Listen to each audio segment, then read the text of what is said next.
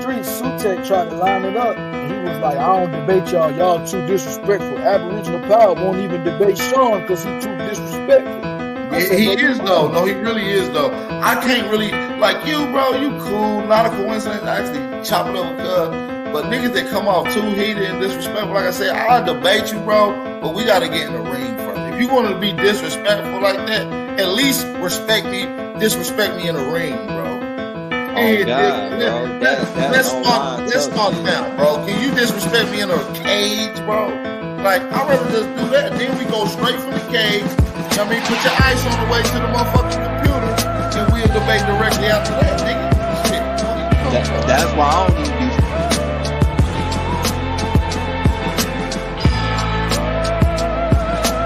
Fucking with the nigga and shit. You feel me? Like, my it's like, wait, bro, talk like, hey, man. We gotta get face to face with you to talk to you like that, my nigga. Yeah, Peanut. You feel me? Go ahead, I got my brother already. Peanut, what's the word, my brother? Yeah, I appreciate you, man, but Lucky, let me say this, man. First of all, I'm an older brother. I'm young in spirit because I stay in shape. And I'm older. I deserve respect. Don't lie on me. You're not going to get nowhere lying because that's what's going to make you fall face first. Second of all, I'm well known in the Pan-African community. I'm not nobody new. You're younger than me. You don't know this. I didn't put in work and expose Rob Bourne, Sutek, any of them people over there. They know it deep down inside. And I'm gonna be long-winded. I'm a Moorish American. I already had back and forth with them dude. They erase videos. I'm not running from anybody. Don't ever say that stupid shit again. Third, and last but not least, I'm not losing no debate to no Pan-African. So don't ever say that shit again, famo. And that's it. Appreciate y'all, man. So you heard it. If Sean P want to debate, don't come debate the champ over there, right? Sutek wanted so this like it's a pecking order. It's a pecking. So Sean want you, and Sutek want him. We say PMF ain't There's no problem. There's no problem, man. Let's set up the Sutek debate, man. I don't like him anyway. Okay, so I love that one, brother. I love that warrior mentality. I love to tell Sutek, tell me. There ain't nothing. My champ always in the chat. Have him pop in. We'll set a topic. We'll set a date. We'll make it pay-per-view. We'll get chopped up behind the scenes. I get their contact.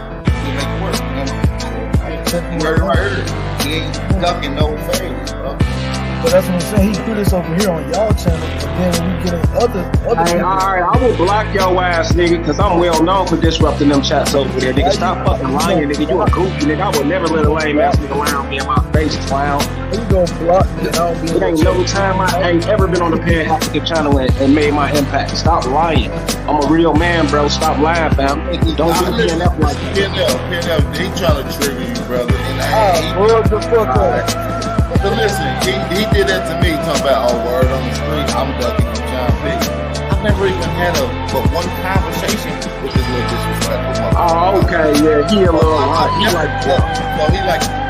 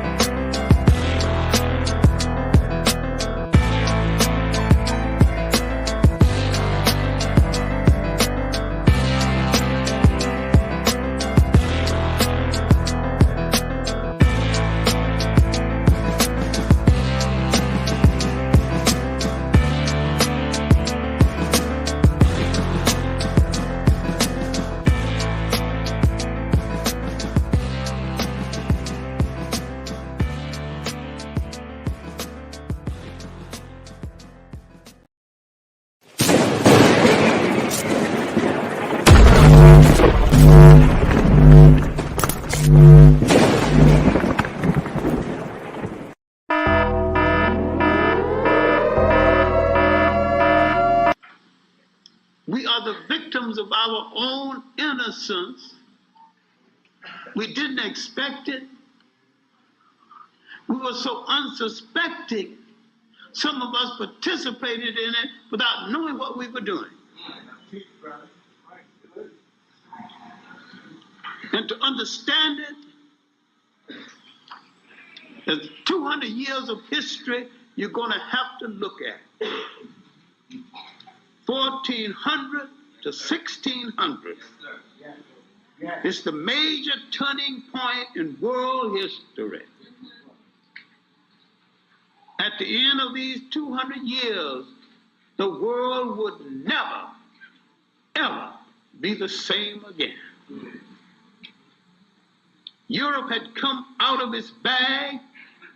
It had rescued itself at our expense. It had learned longitude and latitude again. Had learned how to handle ships. They had, in their search for Asia and the spices and the sweets of Asia, they had discovered Africa en route, the greater prize. We are the victims of our own innocence. We didn't expect it. We were so unsuspecting. Some of us participated in it without knowing what we were doing.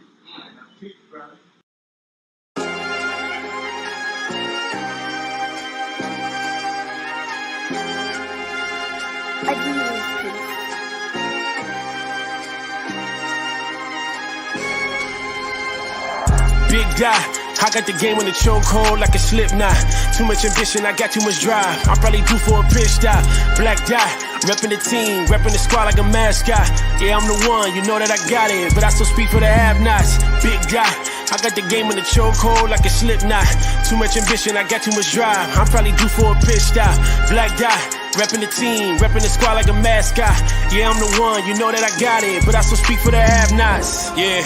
It's been a hell of a run. I done bagged all of the women I wanted to bag. I probably should slow down and settle with one. Probably should hit up my mama and tell her my problem. She always wanna pray for her son. Tell her I got it, there's nothing your God could do for me. I feel much more safe with a gun. Look what I've done, just look at what I've become. They thought I was stuck in the mud, I done came up. They gotta pay like I weigh, I made them double the funds. Niggas be hating, probably cause they wifey like me and she wanna give me the buns. She got a friend, told her that she can come too because two heads is better than one. My competition is none.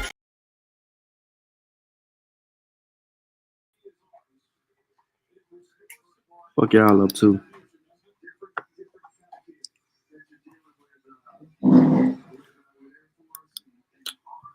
Hey man, what's good, everybody? I'm trying to see if what's the name of coming in here.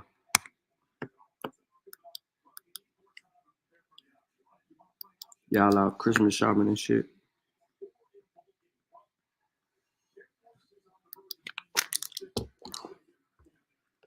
What's good, Donnie? You ain't drunk, is you? Be in the chat arguing with everybody. Before we get started, man, peace to everybody in the chat. I see y'all. I'm trying to special guest it, but I'll see you in a minute. Like the stream, share the stream. Real quick, y'all can read the title. So I'm gonna get right into it, and then if they pop up, they pop up. But there was a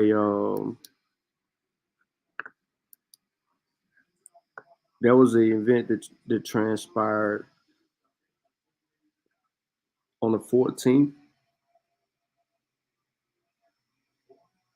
and it talked about the pre-LGM and the human migration into the Americas,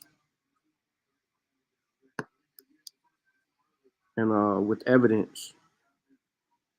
So we're gonna get a little bit of that.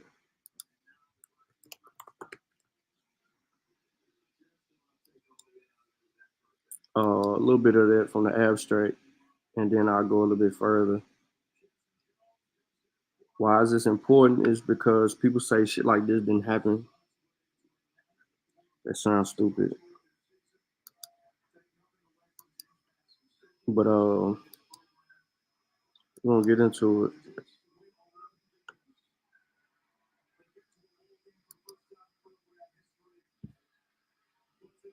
Smell crazy.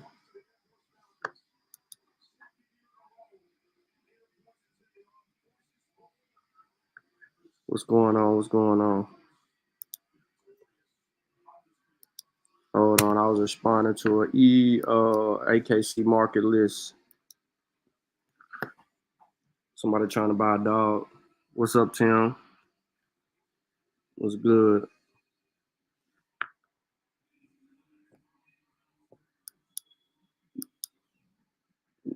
Lies. Let me share my screen, man.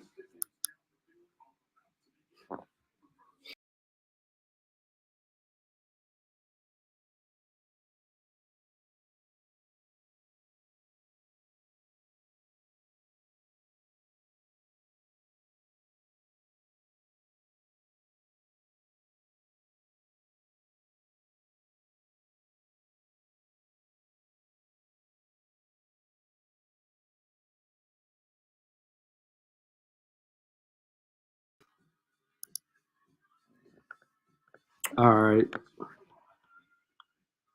So, a little bit about this site. This site, they break news a lot in these sessions where they have these meetings and discuss and argue evidence. As you can see here, it was Thursday, December 14, 2023. There's the time listed below. It tells you where, what hall, and how to get there. These meetings are held by anthropologists, paleontologists, people in the scientific community. But this information is made available to a lot of people. Of course, you can create an account and understand it. It's the AGU 23. And I'll speak to that a little bit more once we get through this. But more importantly, I want to start here. Hopefully y'all can see that.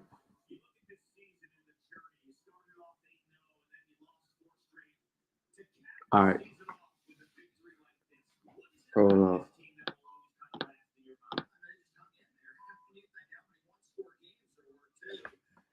All right, so the Americas were the final continents to be colonized by Homo sapiens. Pause. So there's contention right here with this first sentence, because you have a group of people that just started in 2017 to think that they've been here, and they ain't been here, but they think they've been here, that would argue that people have already been here. So the Americas were the final continents to be colonized. So they're going to ask, what is the evidence for that, right? And it gives you the period, Pleistocene period. Pleistocene period. Now, the migration via the Bering Land Bridge is agreed upon. Remember, they said that this was debunked. But the migration via the Bering Land Bridge is agreed upon, but the timing is heavily debated. That's what's debated, ladies and gentlemen. It's not that the shit didn't happen or occur. It's the timing, which is heavily debated, right? Because you have evidence that say around 18 to 20,000. Oh, it's going to say it in the article, but of course, if you've been following what we've been talking about regarding this, it's been that way. All right, so archaeological evidence from human settlement sites and their radiocarbon ages points to migration around 14 to 15,000 years ago. Prior to the settlement sites and their radiocarbon ages points to migration around 14 to 15,000 years ago. All right, so prior to complete submergence of the Bering Strait due to post-glacial sea level rise. However, genomic data suggests an early arrival of the humans around the last glacial maximum, forming the basis of the Beringer standstill hypothesis. Moreover, fire and fecal sterile records from Lake E5 in northern Alaska suggest an earlier arrival around 36,000 years ago. Pause. 2 points of contention that an abo would claim. One is that, oh, see, this is a hypothesis. No, this is naming a modeled hypothesis that can be tested scientifically, not a street corner guess or speculation. That's why they call it the Behringer standstill hypothesis. If you're unfamiliar with that, you would look this term up. Now it says, moreover, fire and fecal sterile records from Lake E5 in northern Alaska suggest an early arrival. So if you're unfamiliar with this, you would look up Lake E5 in northern Alaska to see what they're talking about in a specific area. So let's pause real quick because I don't want y'all to be slow.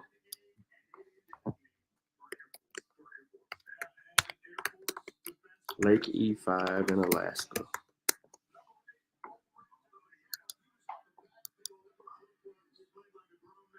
All right, so this is what they consider Lake E5. I've shown this on a thumbnail on a video, Lake E5, but I just want to show y'all, you know what I'm saying?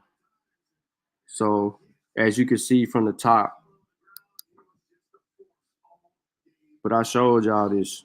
This is that significant lake. And you can look at it. There you go right there. So for people who are unaware of it, what is this?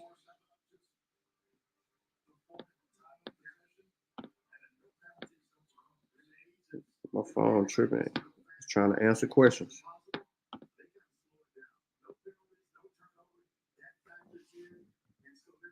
So there you go again. This right here. Lake. Blue Lake and Red Tundra. That's Lake E5. Oh shit, I'm tripping. Y'all can't see it. There you go.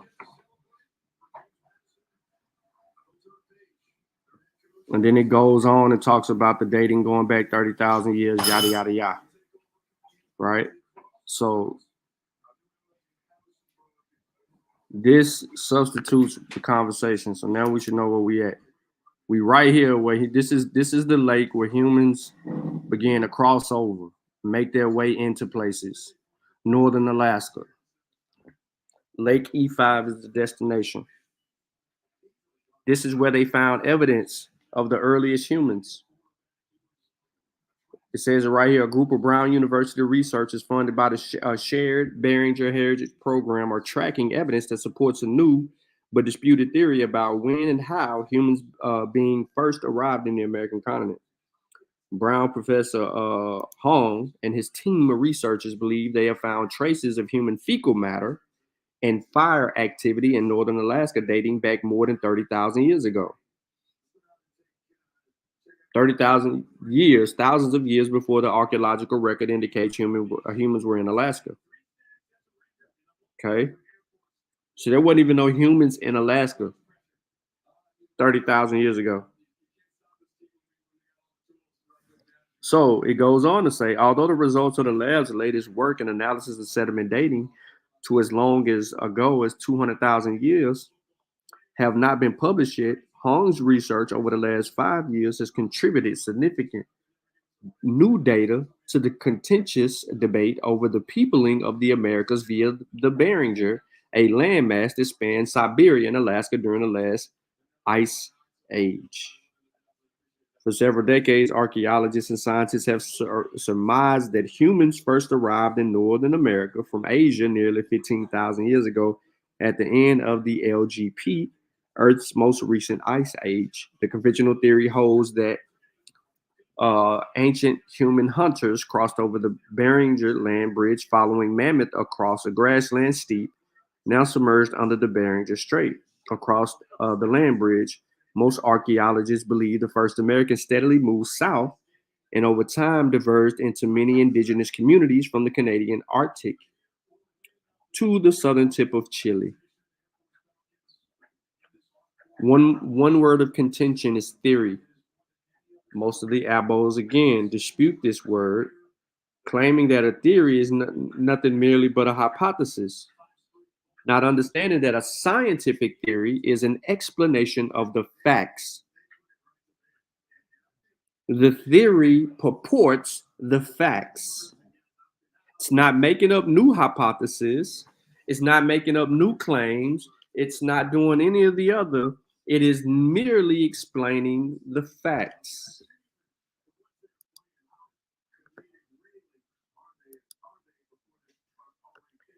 Now, the validity of fire as evidence of humans in Alaska is also debated, as climatic factors could explain increased fire frequency and severity during the last glacial.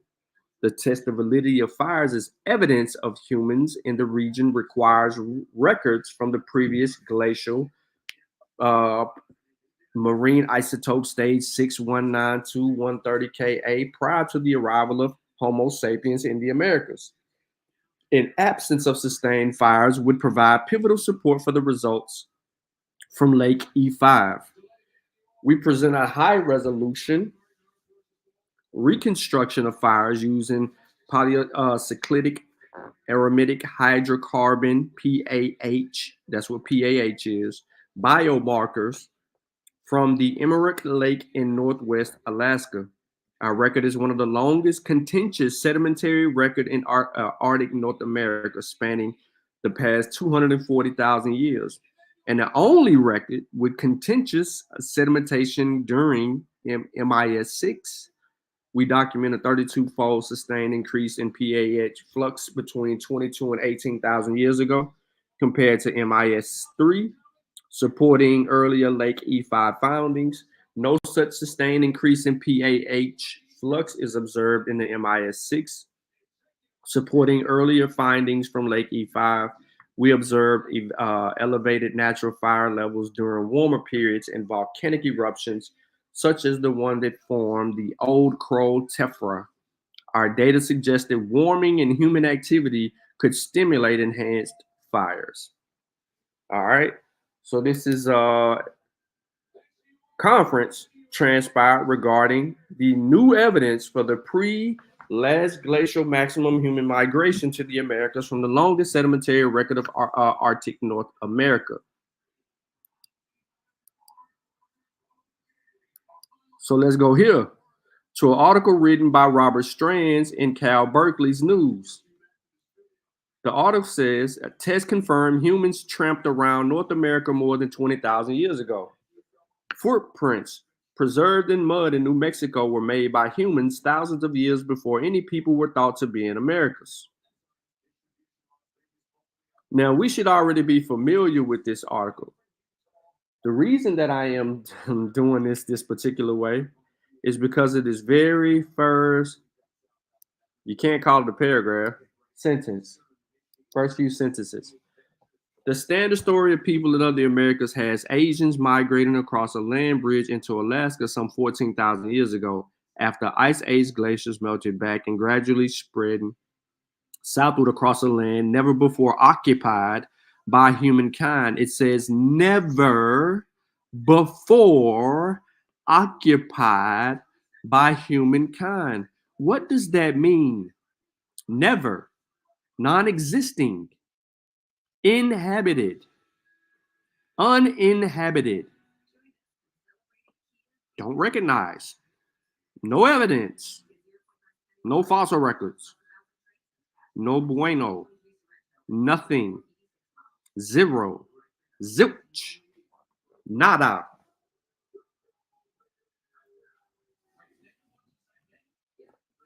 But the claim in 2021, the human footprints discovered in mud in what is now New Mexico were between 23 and 21,000 years old, turned that theory on its head. Now, a new analysis of these footprints using two different techniques confirms the date, providing seemingly incontrovertible proof that humans were already living in North America during the height of the last ice age. The study, led by the team of researchers at the U.S. Geological Survey and co-authored by David Weil, a UC Berkeley adjunct, associated professor of geography, and a USGS scientist specializing in pollen analysis, was published today in the journal Science. When the original paper was first published in 2021, the authors were very cautious about claiming a paradigm shift, which is what this is all about, Weil said. I mean, if people were here 7,000 years prior to the Clovis culture, why don't we see more evidence?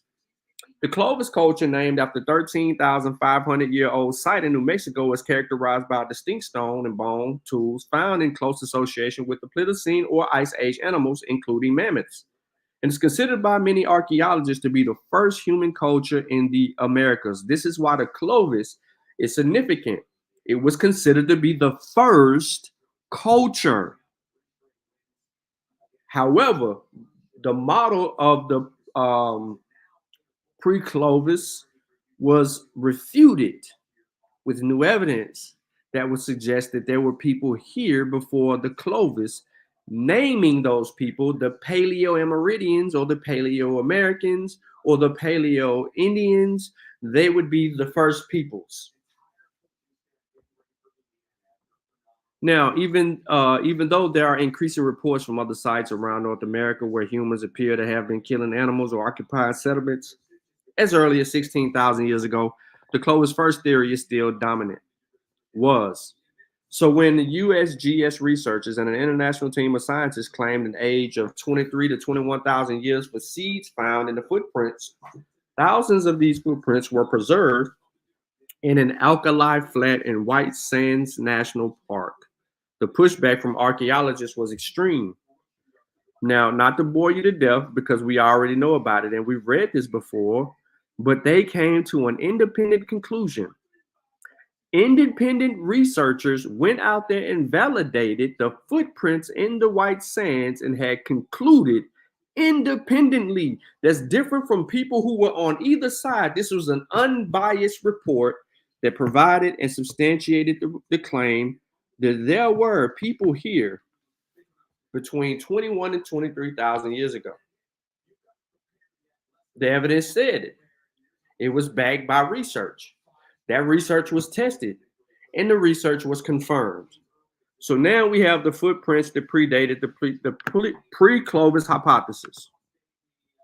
And then we also have the evidence that shows us that there was people that was already, dealing with the last glacial maximum. So there's two significant pieces of evidence that stand there. But in both of these pieces of both of these sources that are actually presented to you today, you basically have evidence that is supporting that people were not here before a certain period. And whoever these people were the first people to populate. So I know what you're thinking. This ain't enough. I see you captured I see you captured old Lotus in the chat, just talking on and on and on and on and on. Lotus, you ain't did nothing, bro. You just sit here and just spam the whole chat. He spammed the whole chat, bro.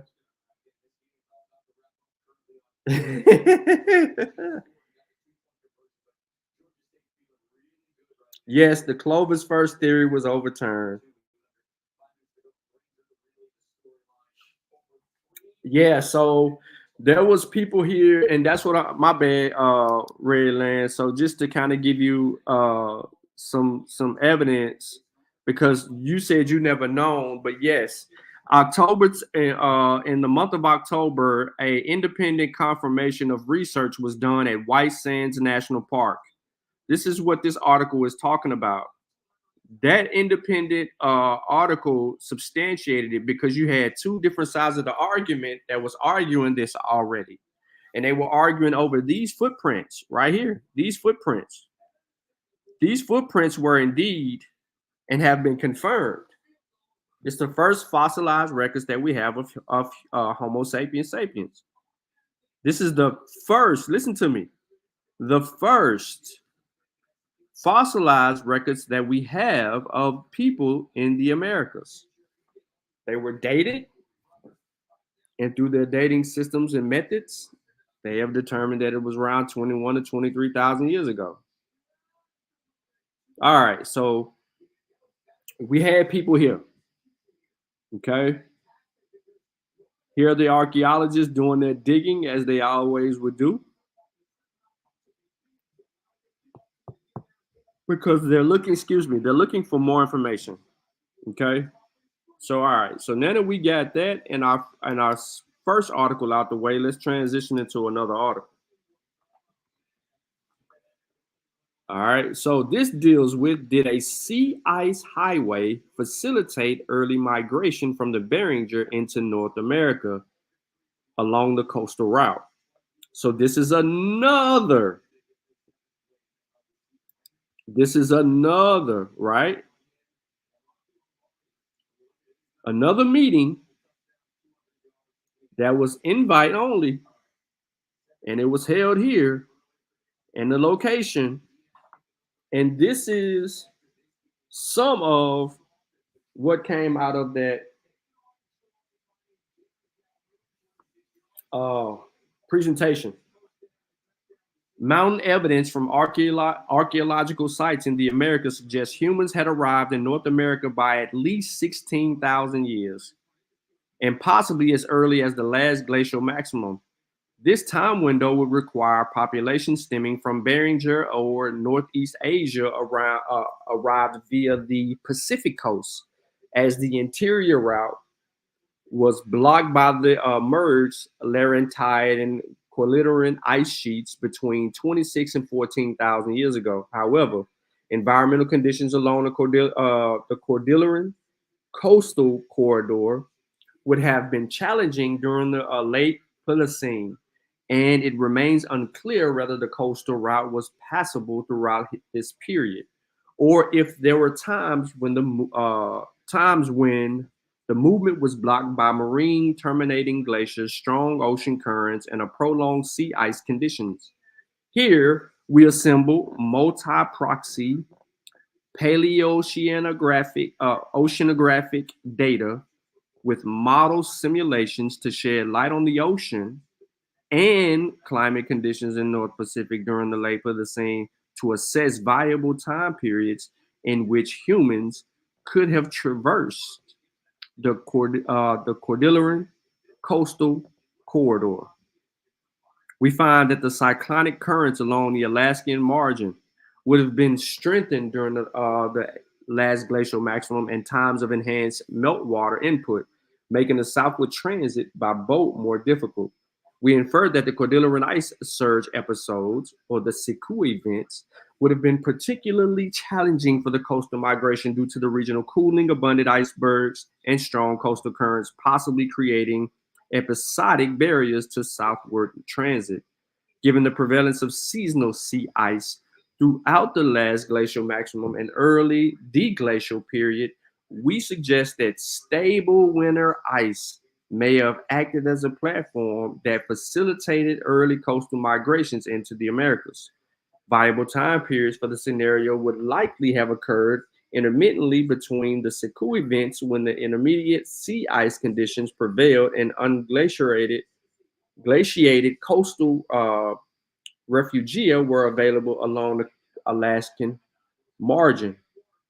We identify 24.5 to 22,000 years and 16.4 to 14.8 thousand years as the most likely time period to accommodate early migration along the Alaskan coast, possibly aided by movement and substance on a sea ice highway.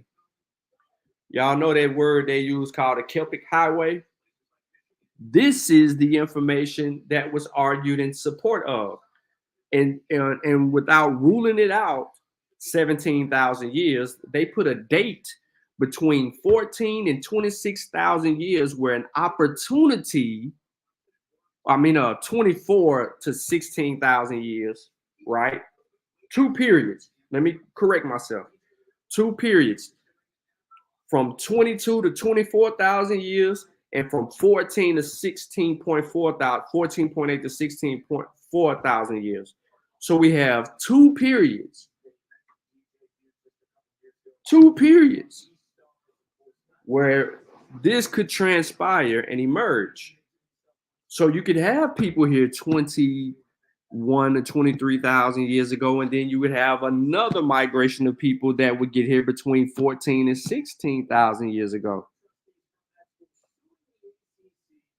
as that last glacial maximum is descending or de-icing, as the source states. So what would be supportive of that? Right? I don't play no games, yo. Like I said, this drives the spear deeper into the abo chest. This was published 5 days ago. And it says first American settlers may have traveled along sea ice highway. Notice, I just showed you a source that talked about the sea ice highway. This event took place December 15, 2023. That was what, 8 days ago? This article was published what? 5 days ago. Let's ride. You see the ice sheets. So you probably can't see all of this, but I'm gonna try to zoom in as best as I can to help you out. How and when humans arrived in North America has been hotly contested. The latest study to throw its hat into the ring suggests that the first settlers to arrive on the continent may have done so via a sea ice highway, which allowed them to traverse the frozen winter coast from Beringer up to 24,000 years ago. Until recently, it was widely accepted that the earliest inhabitants in the Americas were a group known as the Clovis culture, who settled on the continent around 15 to 13,000 years ago. These people, it was argued, made their way through an ice-free corridor that briefly opened between ice sheets. However, the latest archaeological and genetic findings have published this timescale back, which estimates an arrival of the first occupants ranging from at least 16 to up to 33,000 years ago. In fact, earlier this year, 23,000-year-old human footprints discovered in New Mexico provided evidence that people were wandering around North America during the Ice Age.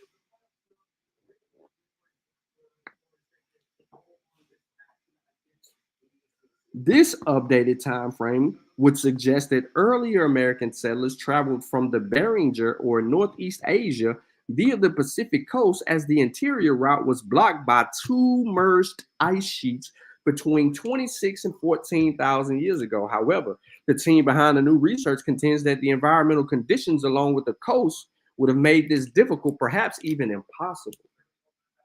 It remains unclear whether the coastal route was passable throughout this period or if there were times when movement was blocked by marine terminating glaciers, strong ocean currents, and a prolonged sea ice condition. They write in an abstract of their finding presented at the American Geophysical Union. That's what the AGU is. It's their annual meetings. They have them on every December. So let's continue. To gain a better understanding of ocean conditions during the pivotal period of human migration, a team led by Summer Pretorius of the U.S. Geological Survey created paleoclimate reconstructions of the Pacific Northwest using ocean sediments. Here's the methodology. They used ocean sediments, which contain fossilized plankton. They were granted a sneak peek at ocean conditions in the late Pleistocene, including ocean temperatures, salinity, and sea ice cover. Ladies and gentlemen, when we talk evidence, this is the evidence. How, right? That's one of the questions. How? They're gonna hit us and bombard us with a boatload of questions. So they used ocean sediments. The ocean sediments contain fossilized plankton. So let's look up for the people in the very rear. Fossilized plankton.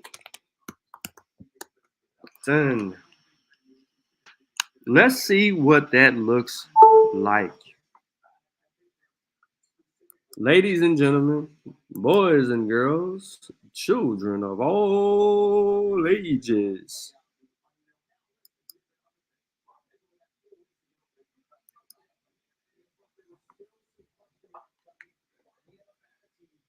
Ancient plankton communities stressed before mass extinction.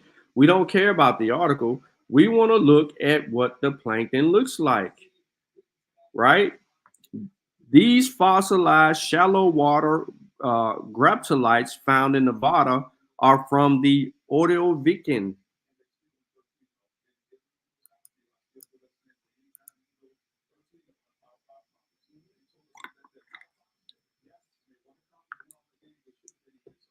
There you go.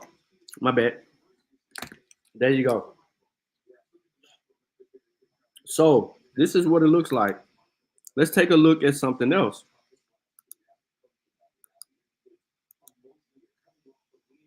So this is just proof positive of what they're looking at. This is a better picture. See? The evidence is in the earth. We don't have to lie. The evidence is in the earth. It's buried somewhere. We just have to uncover it, especially if we want the truth. All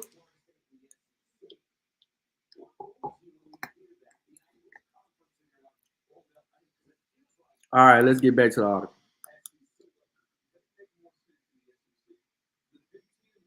Now, the resulting models the team built revealed the ocean currents would have been strong more than twice the strength they are today around 20,000 years ago, making it very difficult to travel by boat. They also found that winter sea ice would have been abundant in the area until 15,000 years ago, which could have provided an alternate seasonal route for the first settlers rather than having to paddle against this horrible glacial current. Maybe they were using the sea ice as a platform.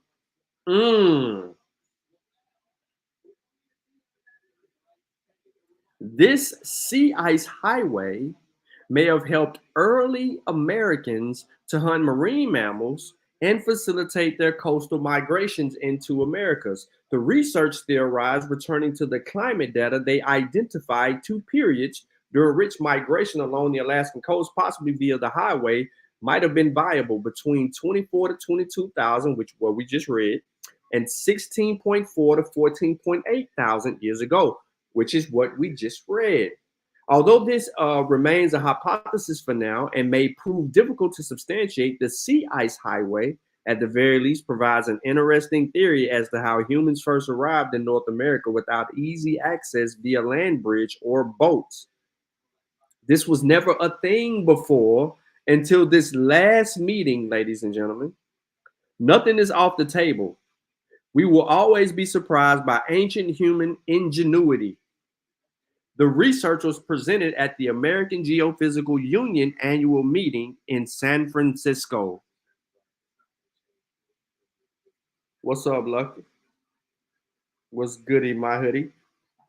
Paul.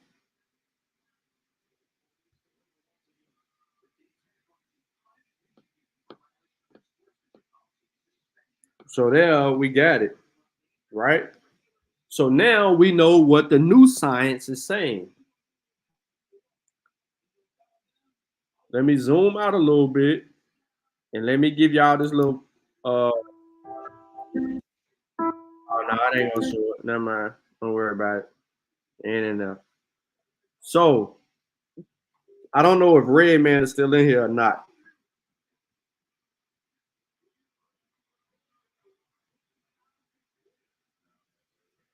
What caused the Great Freeze? Yeah, you can find that out that's real easy. Come on, man. There's always been periods of where shit was just going on. The changing in temperature, the continent moving. This earth is funny. The temperatures back then were not where they were today because we populating the earth now. We're causing things to be more warmer, us as humans, because we building houses, we using electricity. You know what I'm saying? We got all kind of new technology. We keeping this bitch warm. Back then, they didn't have all of the technology we got today. So you can see temperatures more cooler. This is for people who don't believe. What's that Republican argument? I always forget the name of it. Climate change. For people that don't adhere to climate change. When I was a kid, it used to snow every Christmas. Every Christmas it would snow. I'm in Tennessee. I'm in Nashville. I'm not in East Tennessee where you know you can get some snow. I'm somewhere where it don't snow around here Christmas. But it used to snow every year. But as we begin to populate, stretch out, and more, man, things change, bro. Things change. Oh shit! Look who back in the chat. Red Lamb, my bad. Hey man, well, I hate that you came in on the tail of it, Red Man. But some of these things we've talked about before, but I'm gonna bring it up for you.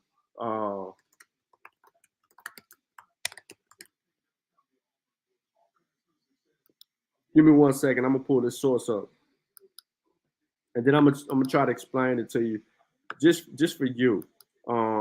Maybe somebody else will learn from it too, because it's a good question that you asked, and maybe this will help you out. And I'm gonna drop the source in the chat for you too, because you asked the question, so there's an opportunity for you to be able to grab some attention from it.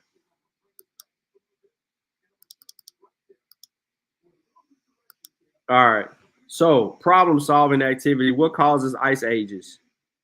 An ice age is a period in the Earth's history when the ice on the polar caps significantly expands due to a lowering of the Earth's global temperatures.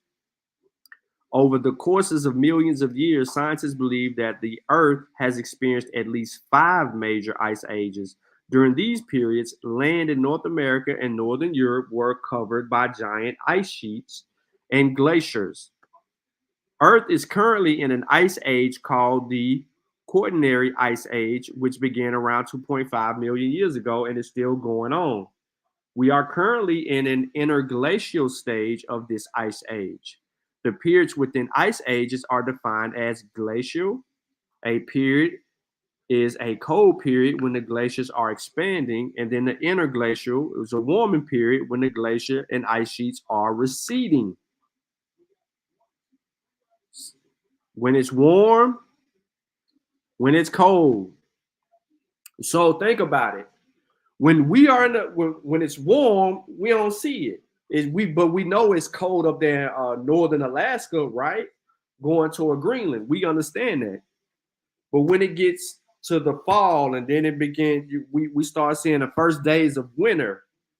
Chicago, Wisconsin, Milwaukee, Northern California, Oregon, New York, Connecticut, New Hampshire, all of those places, all the way down to West Virginia, certain parts of Kentucky, Tennessee, we start seeing what? Snow. That would be the ice age period or glacial period, right? As an example. So what causes an ice age? The Earth is constantly undergoing changes. These changes can impact the global climate. Some of the changes that can influence an ice age include, here we go, volcanoes, ocean currents, atmospheric composition, solar energy, the Earth's orbit. There really is a simple answer to the question of why ice ages occur. There are many different and interconnected causes. In general, it is felt that the ice ages are caused by a chain reaction of positive feedbacks triggered by periodic changes in the Earth's orbit around the sun. These feedbacks involving the spread of ice and the release of greenhouse gases work in reverse to warm the Earth up again when the orbital cycle shifts back. The last ice age ended about 12,000 years ago. The next cooling cycle would be expected to start about 30,000 years or more into the future. Other science says that when we go through this cooling, well, when the Earth is doing what the Earth do, right? What happens? You heard me say this earlier, triggered by periodic changes in the Earth's orbit around the sun. So during these periods where we're going around the sun, and our period is the furthest from the sun, that causes a reaction. It's colder.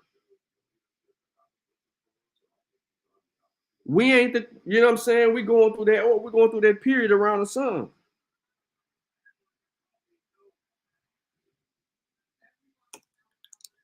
So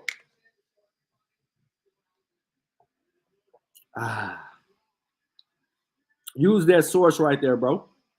It's a good one. Nice little easy school source provided to us, PDF. You know what I'm saying? It is what it is. But we know, we just keep the science simple. When we start trying to dilute it and do all this other bull jump, then we have issues. But damn good question. And it doesn't belittle you or nothing like that.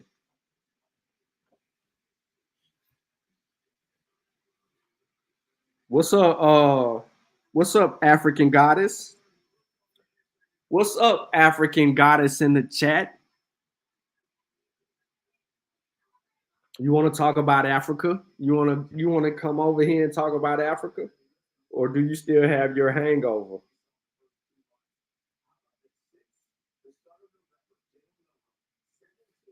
I just want to know. Are you still hung over? Do you feel like you're lost?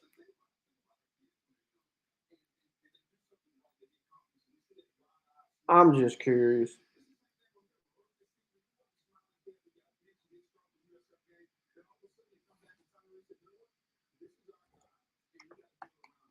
So that's a little science. Now, the point of what I talked about really is that the evidence of the LGM is the Abo death spear. The reason that it's the Abo death spear is because through this evidence that we have accumulated, it allowed us to find evidence of the first humans to populate the earth. So there was nobody here. There was nobody here. And then, I wanted to sneak in a little bit. I don't want to talk about it too much. What are you talking about? Why are you like this?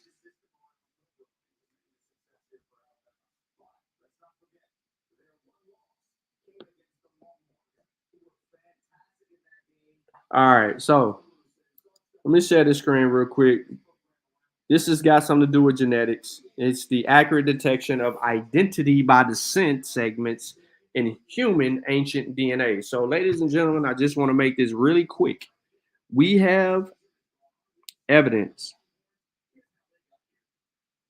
that we can hang our hat on when we're arguing with these wabbos about DNA. Because there is something called detection of identity by descent.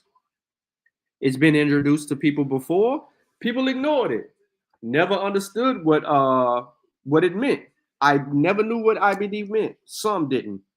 Because when it was first introduced, it didn't talk about ancient anything. It talked about a more of a close relation between you and your parents and your grandparents, something that you could foresee. However, there is this science that exists. Yes, there is a science that exists that gets an accurate detection of identity by descent segments in human ancient DNA. This was published not too long ago, and I'm gonna drop it off for you. December 23rd. Listen, 3 days ago. Now I gave it to some people 3 days ago, and I didn't even really want to talk about it. Cheddar Man is black and was in Europe. You should have. What? Who you beating up? Do I got somebody blocked? Oh, you being okay. I got you. You trolling. Okay. You in here trolling. All right, so I was like, hold on, what's he talking about? Long DNA segments shared between two individuals known as identity by descent reveal recent genealogical connections. Here we introduce ANCIBD, a method for identifying IBD segments in ancient human DNA using a hidden Markov model and imputed genotype probabilities. We demonstrate that the ANCIBD accurately identifies IBD segments 8 centimeters from an aDNA data with an average depth of 0.25 times for whole genome sequencing or 1 times for 1240K single nucleotide polymorphism capture data. Applying ANCIBD to 4,248 ancient Eurasian individuals, we identify relatives of up to 6 degree and genealogical connections between archaeological groups. Notably, we reveal long IBD sharing between the corded Ware and Yamana groups, indicating that the Yamnaya herders of the Pontic Caspian steppe and the steppe-related ancestry in various European corded Ware groups share substantial co-ancestry within only a few 100,000 years. These results show that detecting IBD segments can generate powerful insights into the growing aDNA record, both on a small scale relevant to life stories and on a large scale relevant to major cultural historical events. I ain't gonna bore y'all to death with this because this science may go over a lot of people's heads, but to slow it down and comprehend what's being said is that the science is driving a sphere into the chest of the abos once more. Goddamn Cheddar Man. Cheddar Man. I don't think people know who Cheddar Man is. Let me pull Cheddar Man up. Let me show y'all Cheddar Man.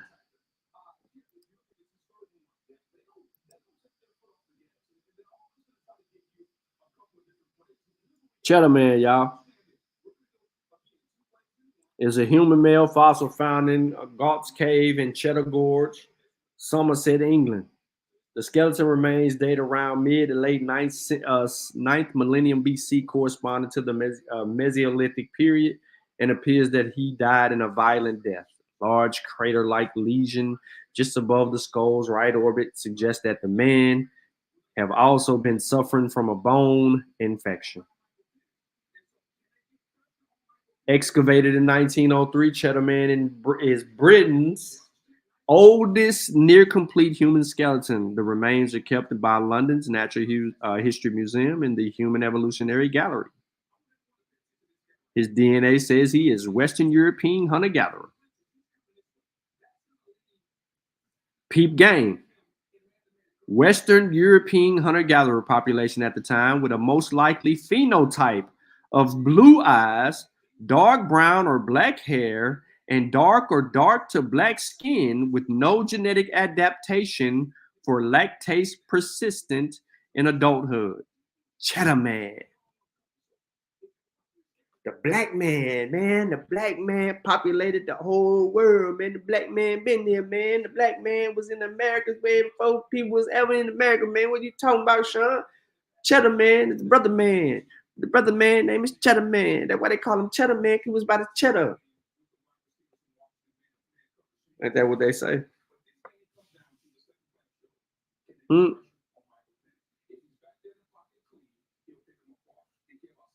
We ain't got to deny nothing.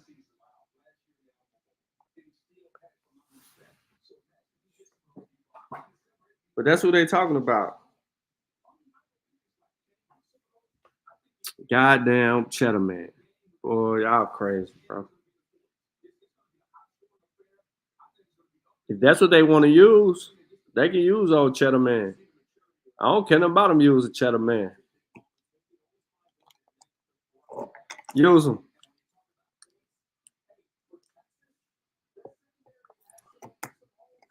I hope you know how to use them right. Because if you use them wrong, you're gonna debunk yourself.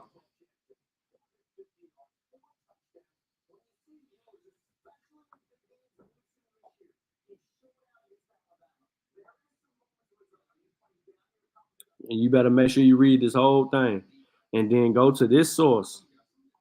Go to this source and this source and make sure that you're solid.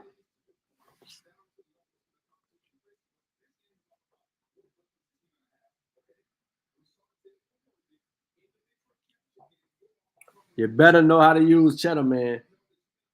Cheddar Man, the brother man from the motherland. Migrated like no other man.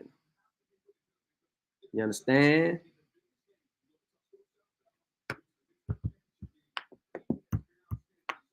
Ninth millennia BC, bro. 9,000 years ago. That ain't saying white people wasn't around, brother man. It's just saying that the Cheddar Man, the brother man from the other motherland.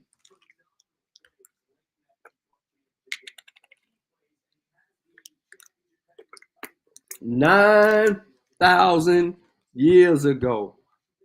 That's why I said they better know how to use him. Cheddar Man, you know what I mean? He ain't that old. He ain't that old. Dark skin, blue eyes. You can go in Africa right now and see an East African that's dark skinned with blue eyes too.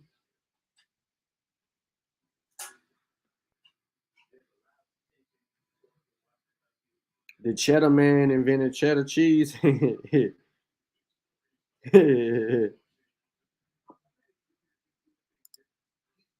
But nah, man, I wanted to come live really, and get that science in because there's a lot of pseudos out there we beating up, you know what I'm talking about?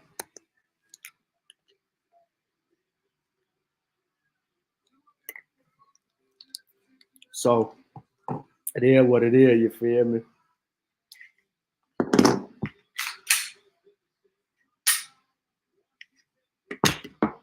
What's going on, world?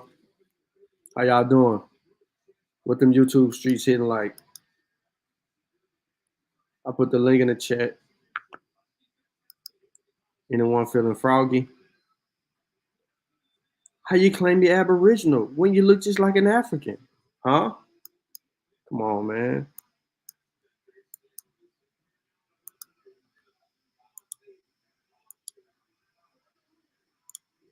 Huh? I just want to know how you claim you're Aboriginal when you look just like an African.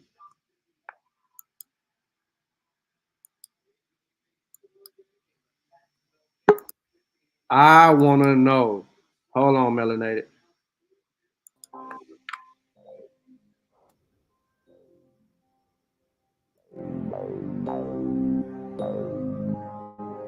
Gentle beats. How you think you Aboriginal when you look just like an African? Call them out for a debate. Pick the video and then I laugh at them. Many niggas ain't even know shit. I can try to get this nigga to share my screen, he wouldn't even show this shit. And they keep trying to play the straw man like I ain't noticing. But he out here blind as hell, he talking about his eyes open. He think he really doing something, whole time I ain't even going. I told him come on and show that screen, the apple you pump fake. Call him Jimmy, he don't even pop out, cheap holiday in. Act like he started something, but he can't even defend. After apples looking at you like shit, what you on? How you gon' let cost money like he take the Detroit bones? He say fuck the apple dodger, man, he can't stand up. He say fuck that Lucas shit, my nigga, he said nothing. You better quit lying, no granny nigga shit can tell you that shit. How you got open smoke panel when you known for ducking phase? How you think you Aboriginal when you look just like an African? Call them out for a debate. Pick the video and then I laugh at them. Many niggas ain't even know shit. I kept trying to get this nigga to share my screen, he wouldn't even show this shit. And they keep trying to play the straw man like I ain't noticing. But he out here blind as hell, he talking about his eyes open. He think he really doing something, whole time I ain't even going. I told him come on and show that screen, the apple you pump fake. I told him come on and show that screen, the apple you pump fake. What's going on, melanated? How was Mother Africa? How was your trip to the motherland? My trip was dope. I'm ready for the next trip. All right, so tell us about your trip, like how it started and all that. So initially I was supposed to go to Senegal. Um, but that didn't go well. I was supposed to meet up with some of my Pan African friends from the UK, but some things didn't pan out, and I just ended up booking a ticket, and my best friend went along with me, and we just went out there to the Gambia. It was supposed to have been for a festival, but the festival wasn't really festive. It wasn't really popping, but that was cool. The people there, they call the nickname of Gambia is the Smiling Coast, and the people there are very, very just pleasant and nice and hospitable. And we just was basically just embraced from we touched down there. Really, it was just I couldn't have asked for a better situation considering I didn't have much planned and didn't really know what I was gonna do. Um, yeah. Um, I don't know what else to say. So how long was the trip? The flight? Um, the flight was crazy. The flight going was like 24 hours, and then coming back was around 21. Um, um, I got my ticket probably like 4 months before my trip, and I paid about 1,200. Um, I've heard higher prices, so I felt like that was decent. Um, I stayed in a place. I think my rate was somewhere around $70 a night. Um, and I was actually told that that's kind of expensive for Senegal. I was like, but I did see places that were like 150 a night. So for me, I felt like that was average. It did have 24-hour security at the place, but to me, Senegal was pretty safe. Like the whole time I was there, I didn't see. I'm saying Senegal. I'm sorry, Gambia. Um, I saw one argument, and it was actually between a local and a police officer. And I was thinking to myself, man, this dude is like yelling at the cops. They ain't tase his ass. They ain't take no billy club and beat him down. You know, they ain't do nothing. I mean, they were yelling back, and other locals were actually like breaking it up and like, okay, go over there, like separating the two men. That was the only conflict I saw the entire time there. And I went out um at night, like, going to different like restaurants and lounges and stuff, pretty much almost every night. And no fights, no stabbings, no shootings, no nobody snatching your purse and running, no nothing. So you're aware that they actually have hotels that you could actually that'll give you a rental car, two cars. Your hotel is laid out, jacuzzi tub, yada yada yada, nice, and then you get two. For how much? Don't tell me Mercedes. $70 a night.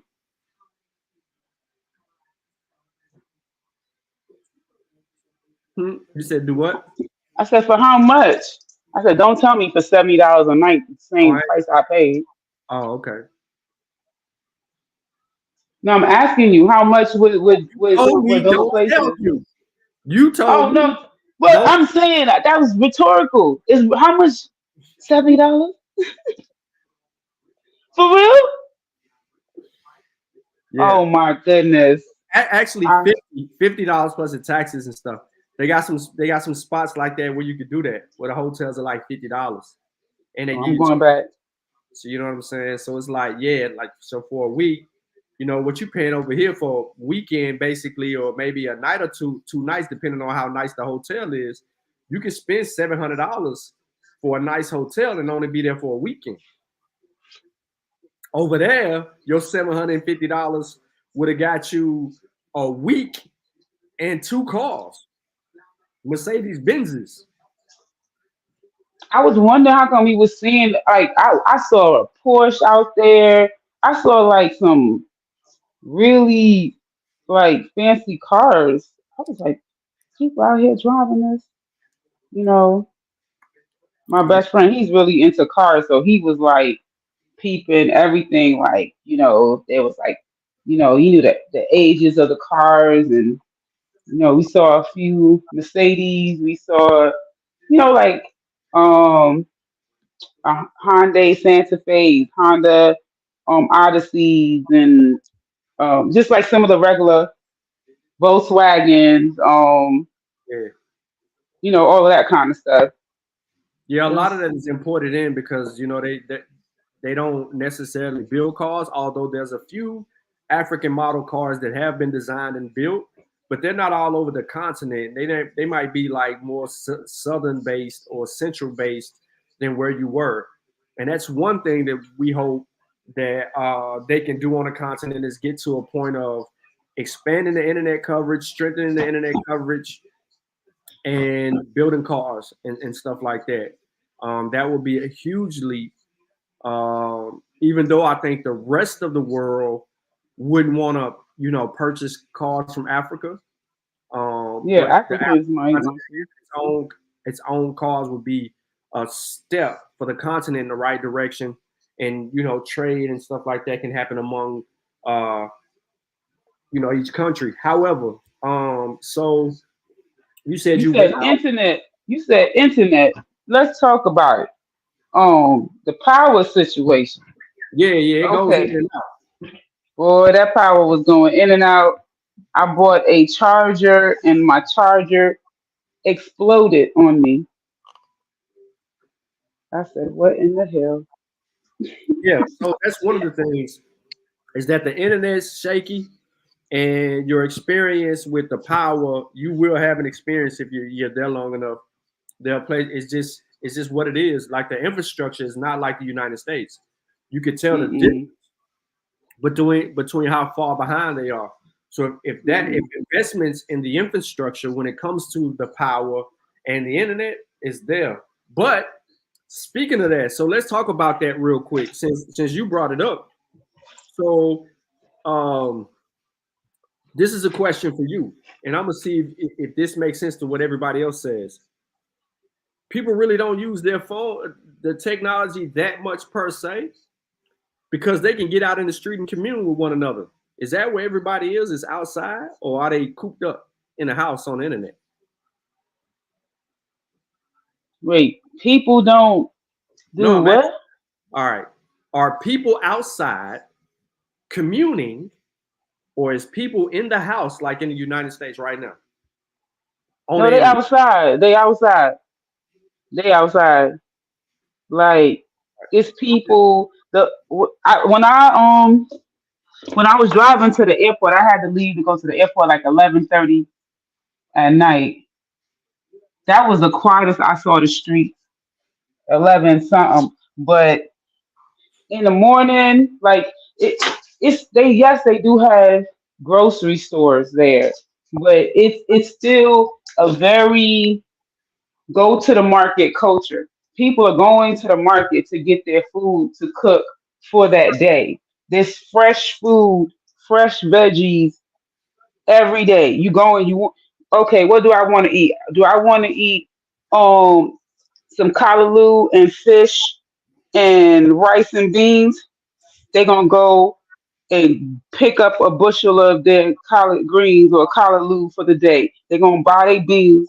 They're gonna, because especially if the power is going out, bro, you can't have a whole bunch of food in your refrigerator. Like that just makes common sense. So people are going to the market. Every So day. what I'm every day in the marketplace is busy as hell. As a matter of fact, when I was trying to tell the dude, I got in the cab, right? He like, where you going to? This is where the name of my hotel. He like, I don't know. I don't know, no. We stayed at the Blue Ocean. He said, Blue Ocean, Blue Ocean. I don't know no Blue Ocean. So I pull up Blue Ocean on my GPS on my phone and I hit start. I said, we are 4 minutes away, sir. It's right down this way. He gets on his phone calling people, talking well up, da, da, da, Blue Ocean, da, da, da, Blue Ocean. I'm like, bruh, look at my phone. He didn't even want to look at my phone. He wanted to just get there off of his memory, off of him knowing the terrain. So he was not like heavy on GPS and nah. Right. I was amazed on how the streets they had numbers. Basically, they was getting around no street signs, like turning down little roads, navigating. I'm like, what's it? What street we on? He's like, I just know. I don't know the name of the street. I just know how to get around. I was like, wow, Cause they I'll outside. be lost. They outside. Be like it.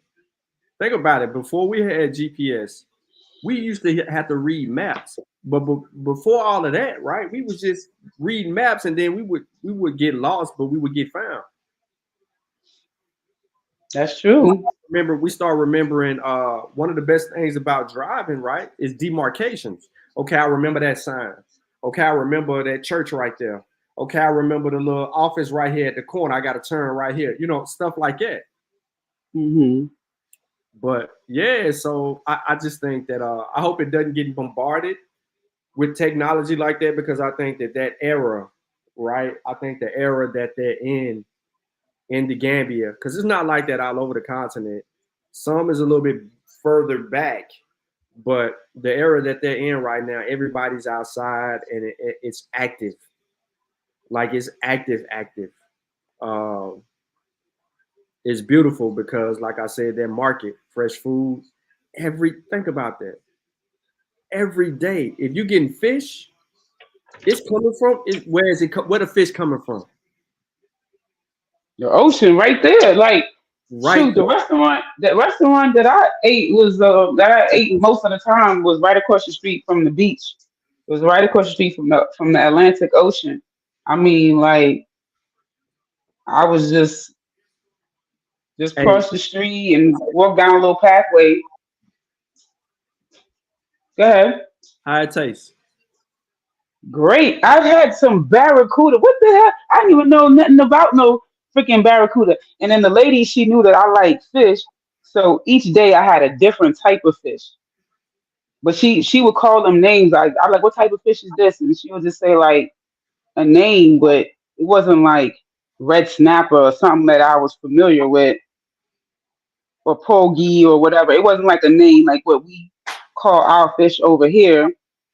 But I would say I love the food. The food was amazing.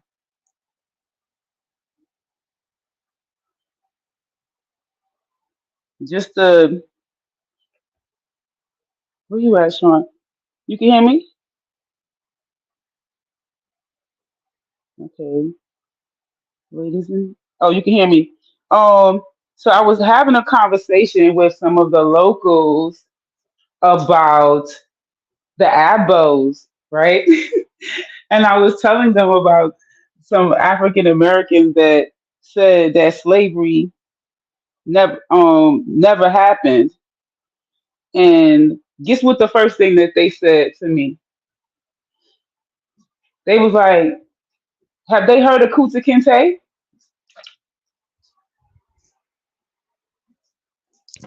That was the very first thing I said, yeah, there's like some African Americans that are saying that slavery never happened. They're like, first they started laughing.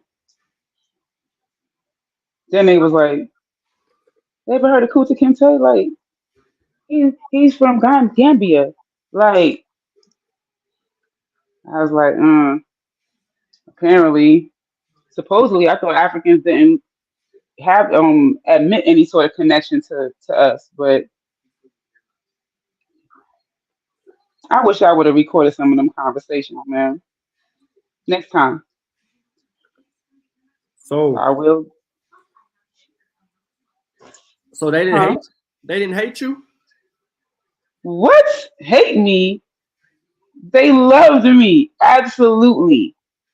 It was all over you. Welcome home. Welcome home. Welcome home. You are our sister. This is your home. You returned. You came back. All of that they were saying. Hmm. All of that. So I got a question. Did you see anything familiar while you were there? Anything familiar to you that you might have seen us show or talk about or share with people? Did you see that? Are you talking about the school? What school? Hold on. I don't want to mess up the name of the school. I gotta go. So I went to Where you go? espérate.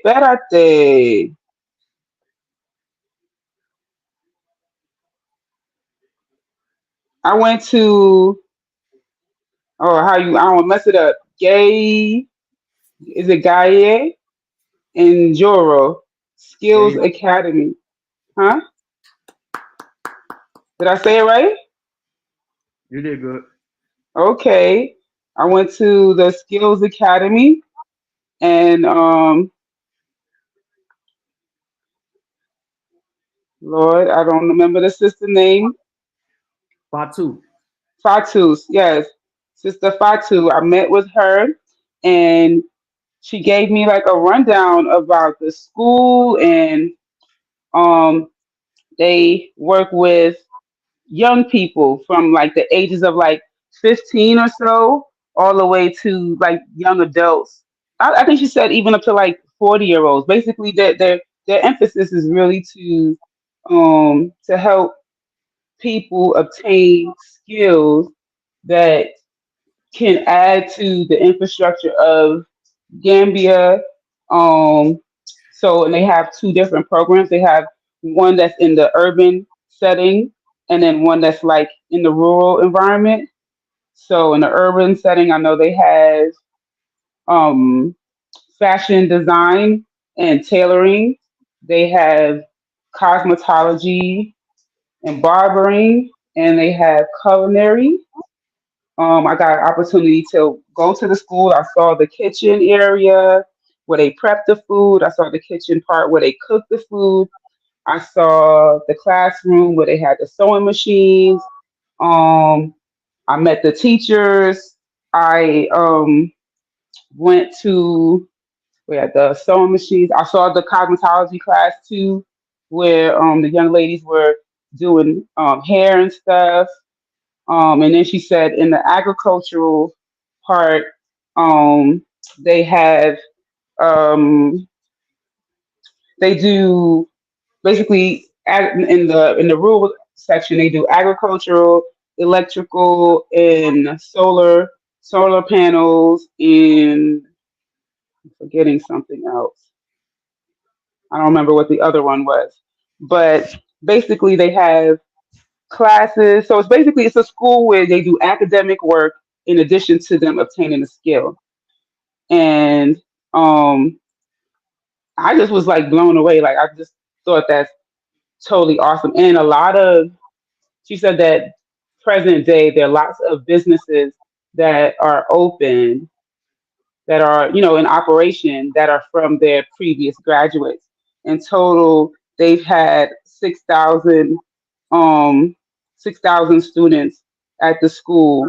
I was like, wow, this is like phenomenal. So anyone who's listening, present or in the future, you're able to like support the school financially. If you wanted to support one student, if you wanted to sponsor one student, the cost is $500 for the entire school year. And if you're not able to, you could do a partial or whatever. She did say that a lot. It's when they get those donations like that, they usually um, apply it to the students in the rural areas because they actually don't have a lot of the resources to pay the tuition. Um, but there's a need for them to like gain the skills so they can stay in their community to build it up. Because what happens, if they're impoverished and they're in those communities with no skills, they're just going to want to leave, and then the community further declines. So they want to encourage them to stay and to build in their communities, so yeah. Mm-hmm. Did Yep, yep, yep. you went to the library? Oh yes, I did go to the library. You Go see to the anything? library. You see anything interesting in the library? I saw some. I gotta go back and look at my pictures, but I'm sure your books are in there. I saw some red, black, and green Black History Month. They had the Black Power Fist in there, um, and just a lot of books, and it was really good to go to the school and see the work that people are doing, and um it was a lot bigger than I expected. I don't know why, but um them having two separate buildings. um Yeah, she got a yeah, lot. she got a lot, and they're still like doing a lot of construction just to the upkeep of the grounds that the school is on. Mm-hmm. So now that you've been there to the school, you got to meet Batu and some of the staff. She told you about how to sponsor and how far that goes. There was one thing that you didn't say in the sponsorship that I'm gonna ask you. Did she mention that they could either gain their skills out of that 1 year of school, or at least Yes. two? How Oh, long did they stay in school? 1 year. She said it was 1 year. Yes, I'm sorry. Oh, yes, she said the school was 1 year, and then she also said that um part so during that year the students have basically like an internship where, like, if they're in cosmetology, they are partnered with someone in the industry. They get to see and just get like live application on being in that field. If it's agriculture, then they're with someone, learning about farming and so forth. If it's tailoring or fashion design, they're doing the same thing. So they are leaving with not just book knowledge, but application as well. Yep. Do they wear uniforms? I don't think so. I didn't see them wearing, but then again, I'm thinking in cosmetology, no, they didn't have on uniforms.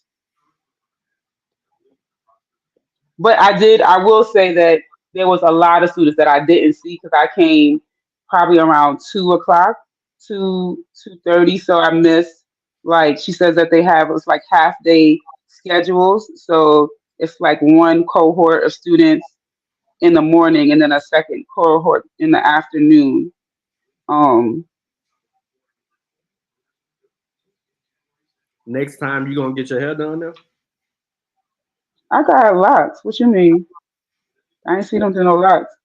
I'm saying you gonna, yeah. You know she can do all of that. Okay, well I could go get my hair done. She teach new braiding methods and all of that. She's saying the way that people were braiding hair over here. That's what she came back to the States for when she was in Cleveland in August. She was in Cleveland Okay. teaching LaDosha and them a new way to braid hair. Oh 'Cause, wow. yeah. So But she said everybody, she gonna reach out to me when she come to Maryland. She said she have wow. um yeah, she said she have her sisters and her Mhm. nieces. They go to her nieces go to college out here. I was like, well, hit me up when you come to Maryland. Oh yeah, she will. Definitely. She let us all know like when she's coming to the States. because like I said, her and LaDosha have a really good relationship, especially on the cosmetology side. That's right there where they are. But I'm glad to have introduced y'all to each other, and that you got an opportunity to experience Gambia, um, and you got a chance to go to the school and just to see how the people interact and commingle, and they do all of these things. But as far as some historical sites, did you get to go to any other castles? No, that's what she was asking me. I was like, oh my goodness. That's why I was like, I gotta go back because I definitely want. You had time to do that? Huh? You didn't have time to do that? That's what. No, What was you I'm doing? so busy shopping and eating, and I'm sorry. I'm saying like, You clouded listen, your day with some shopping? I did. Okay, I don't need this judgment. I got like a No, really. yes, you do. The first thing you were supposed to do, at least one of the historical sites needed to be seen, and that was at least out to the island and see the castle. That's what I was. Yes, I was trying to get there, right? And then what had happened was, Sean, I'm beating myself up about this. I really don't need you beating me up too. Like seriously, What had happened? What had I happened? don't know. The time it went by, it just, I was sleeping late because of jet lag. You know what I'm saying? It took my body a minute to get accustomed to being there and being up. I'm supposed to be asleep. No, you ain't supposed to leave. I'm supposed to not sleep. You don't need to sleep. They are 5 hours ahead of us. So you can break day. Okay, next time I go, I'm gonna have my mind right. That was the first day activity. Anybody? Let me see what they saying in the chat because I'm They should done with you beating see me up. the chat, but I think they just sitting back listening Look, and trying look, to EIE put Mel was on a vacation. Case you. right. On a vacation. Like, bro, like this ain't Florida. This not Florida. This not LA. This ain't Vegas. This ain't Houston. You know what I'm saying? This ain't, this Africa. And you out there, and you literally out there like you in one of these stateside places. I was shopping. What? I was getting clothes made. What? I was doing all that kind of stuff. I had to go to the tailor, get my stuff, my measurements done.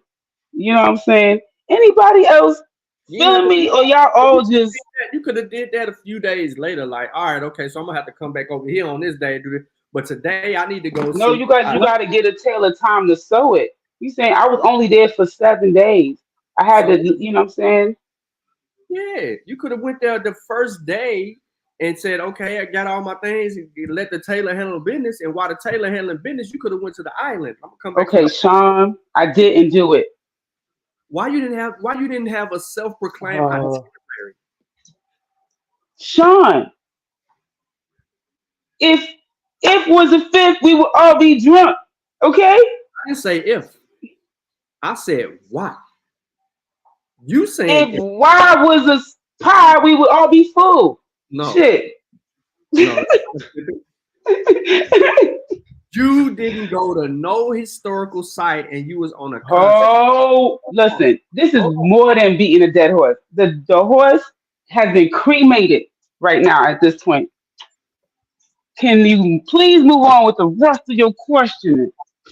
Nah, because I want you to Okay, finish. listen, I know what I wanted to ask you because you was talking about all of this stuff, right?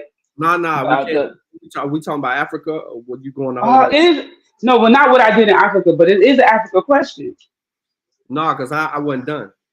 So you Oh, finna change okay. the topic. Yeah. Okay, go ahead. But I do got an Africa question, so So when you got off the plane, how did you feel? Was it what type of energy did you have when you got off the plane? um I guess I just kind of felt normal. Like I think I was trying to see like what was gonna be like different or what.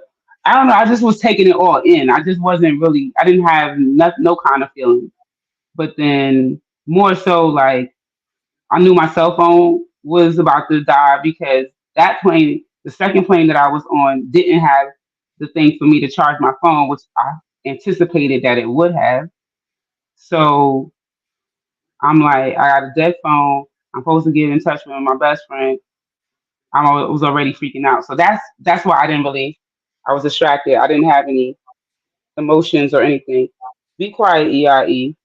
So you telling me that you went to Africa, you didn't put your feet on the ground, you didn't woosah, you claimed you said you was taking it in, you didn't have no feelings when you start to see people, you didn't feel at home, you didn't feel welcome. I mean, what? No, I did feel. I felt at home. I felt welcome. People was.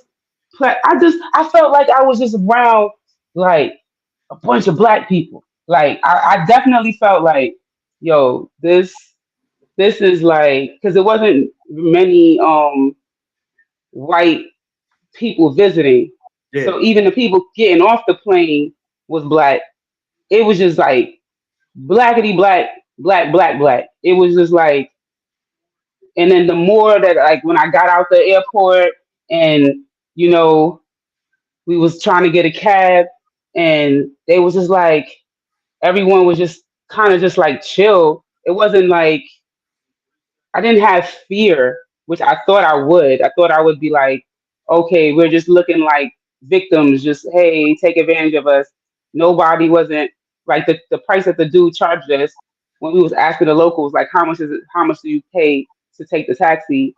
He was like, damn, okay. He was being honest. Like he didn't jack up the price on us or nothing. It was it was like a real good reception for us to just first get there. But it what time? I think we got there pretty late.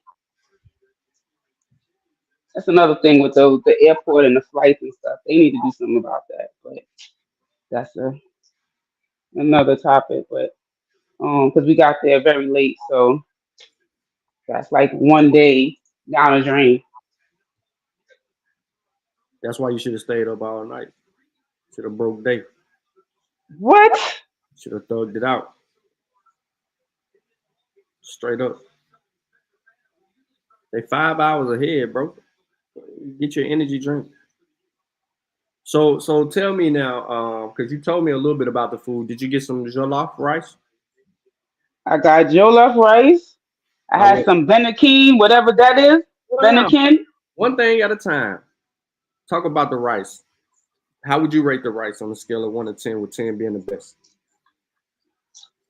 Um, I was a little confused because the jollof that I had was not jollof that I was accustomed to having. No, it's not. So It's indigenous. yes, okay, It's real. But go ahead. okay. How was it? It was good. It just was different. I guess that's the best, but it was still good. It was spicy, flavorful, all of that. Like it just was different. I was accustomed to the red tomato sauce one. Red tomato sauce? Well, the red one, the one that like either I think that they make in I think in Senegal, um Nigeria and Ghana. Hmm. Okay. But you saying now, what was your favorite out of all of them? Because you got hype. You was getting hype when you were trying to explain to me. Um I think if I'm getting it correctly, the Benakin is like a it's it to me I would say it's like stew chicken.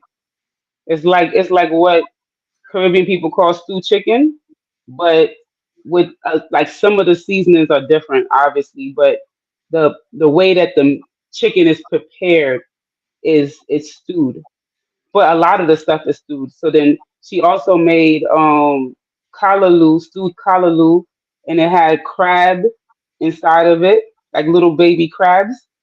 That was really good too. That was banging. hmm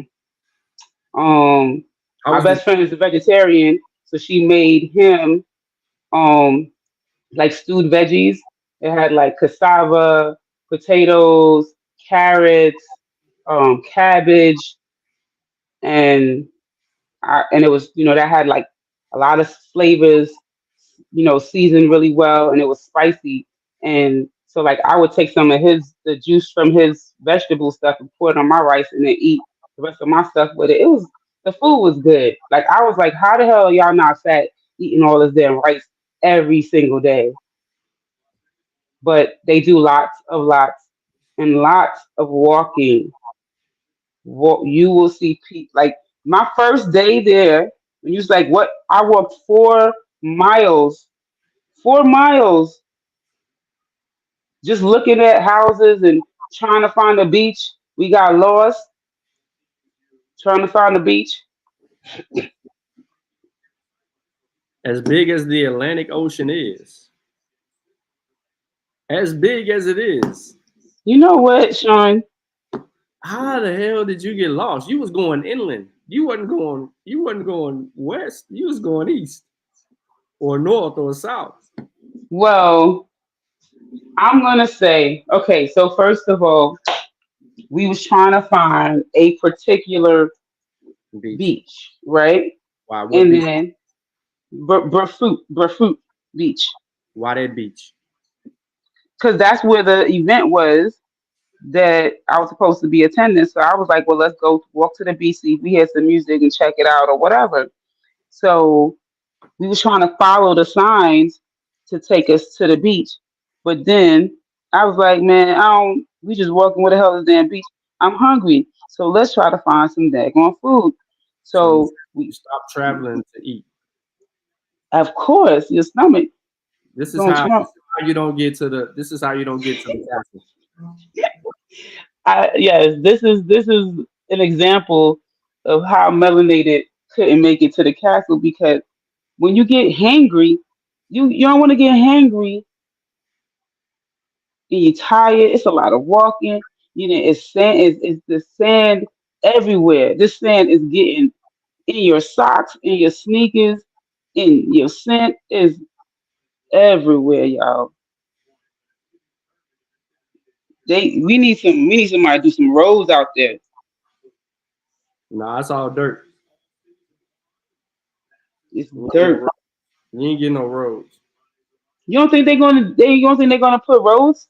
They don't need none. They used to it. What you mean they don't need none? What they need roads for? They know how to get around in that dirt. Well, they could at least level it out though. I mean, it's some areas. You literally need a Jeep.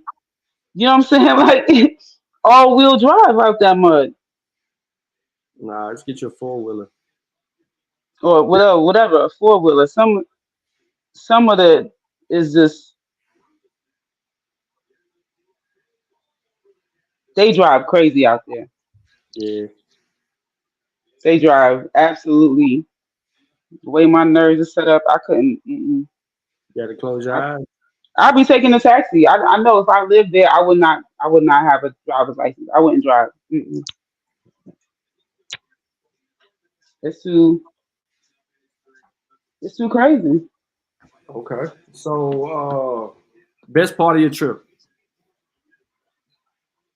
That's part of my trip. Um, I would say my 4 mile walk because I feel like I was exploring and seeing stuff, and um, that in the school. The school was dope. I like seeing the students at the school, um, and just seeing like that level of um community work being done. Um, nightlife is nightlife, you know. It was fun, but hmm,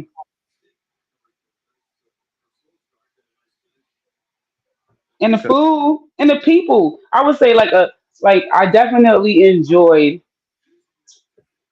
like having conversations with a taxi driver or the people in this particular restaurant that I was going to, each day different people were coming in there, and you just never knew what what they would be, what they were going to be talking about. Like there was a conversation that we had about whether or not the white man came and stole the people, or if they was actually being traded for any sorts of goods and You services. think your pseudoisms over there with you? No, this is what they was telling me. One of them said that they was not they did not receive any um they wasn't trade, like the African nations didn't receive any liquor or guns or whatever. That I was like, who he been talking to? He must have been watching some of these Abo channels or something. Like, where he getting this from? He said that they didn't trade, but they did. Basically, he was saying that there was slaves being He was given just to them. saying that the people were being stolen. Like They didn't it get was anything in return. There was no trade. right. Okay.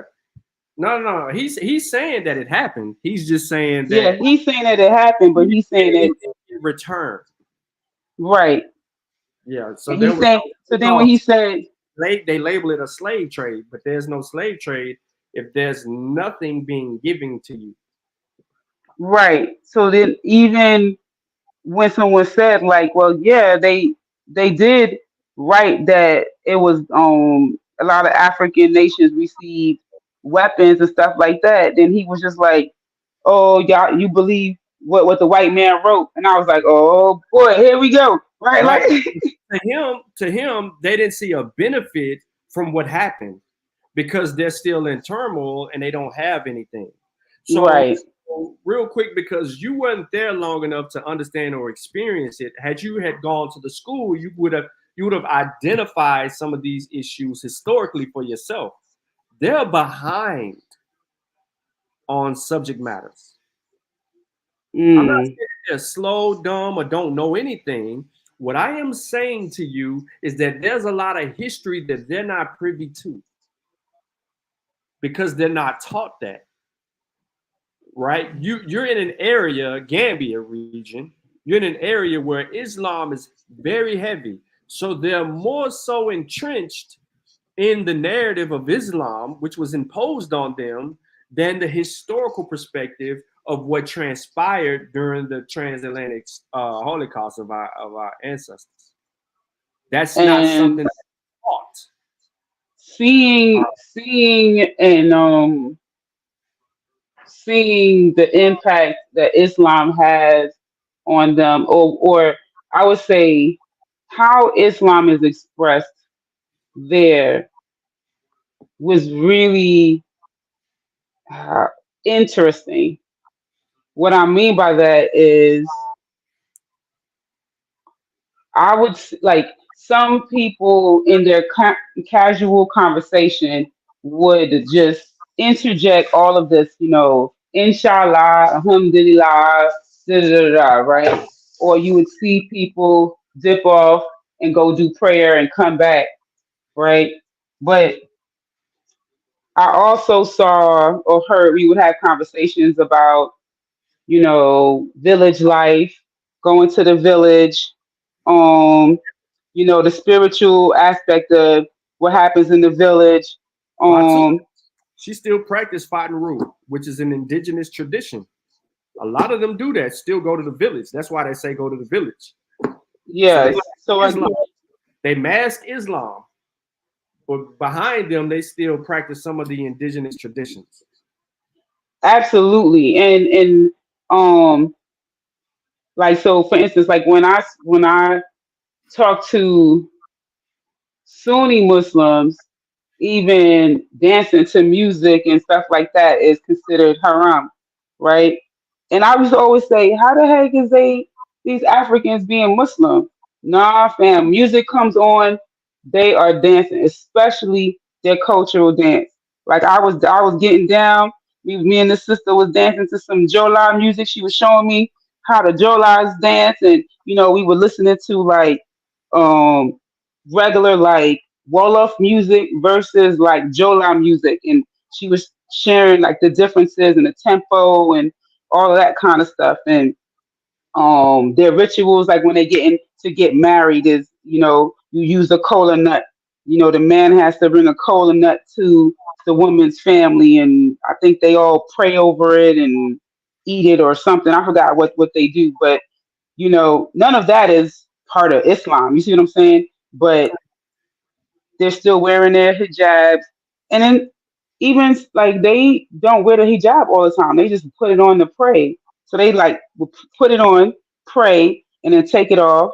And I was just like, this is different. I was like scratching my head, like, okay, this is the African version. Okay, I mean, you know, and you really just don't even want to go and have a conversation about Islam because they don't really, not I'm saying none of them, but the ones that I was talking to, they don't even know what's in the Quran. They just know they supposed to pray, be modest, Allah's, da da da, like the They basic. don't. They don't. That's how you know that the indoctrination of Islam was enforced on them through trade.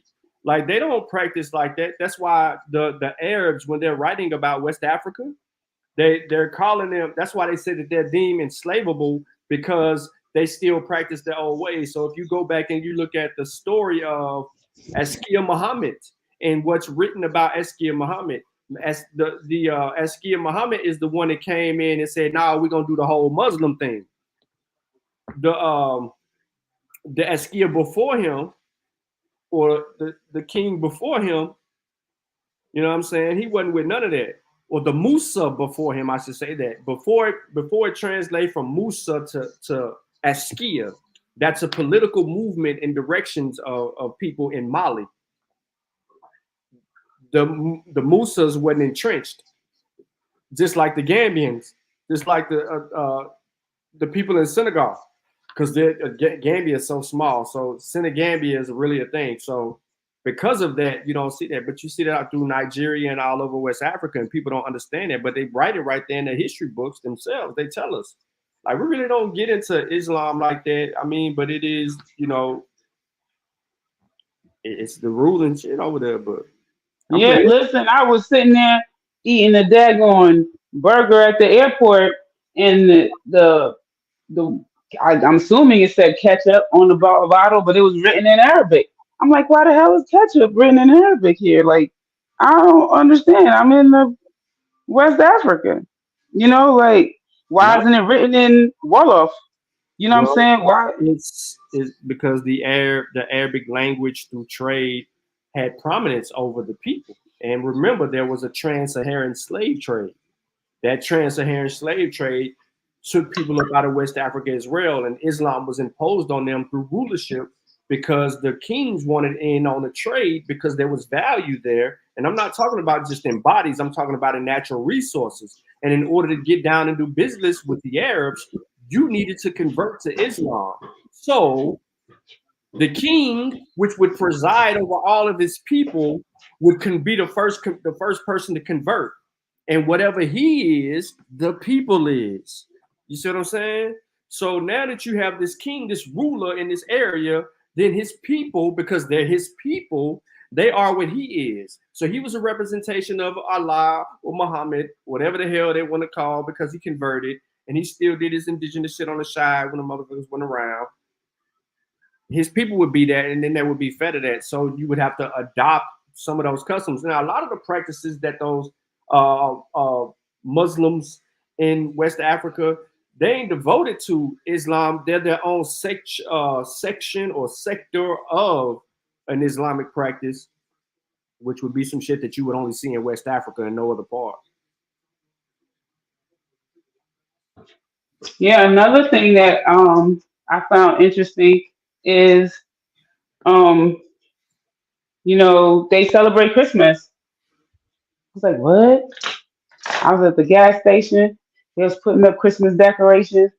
So I asked my taxi driver, I say, so you guys celebrate Christmas? Like, and they say, yeah, we celebrate Christmas with the Christians, and the Christians celebrate. I forgot what their holiday is in June. It's like top. Ramadan.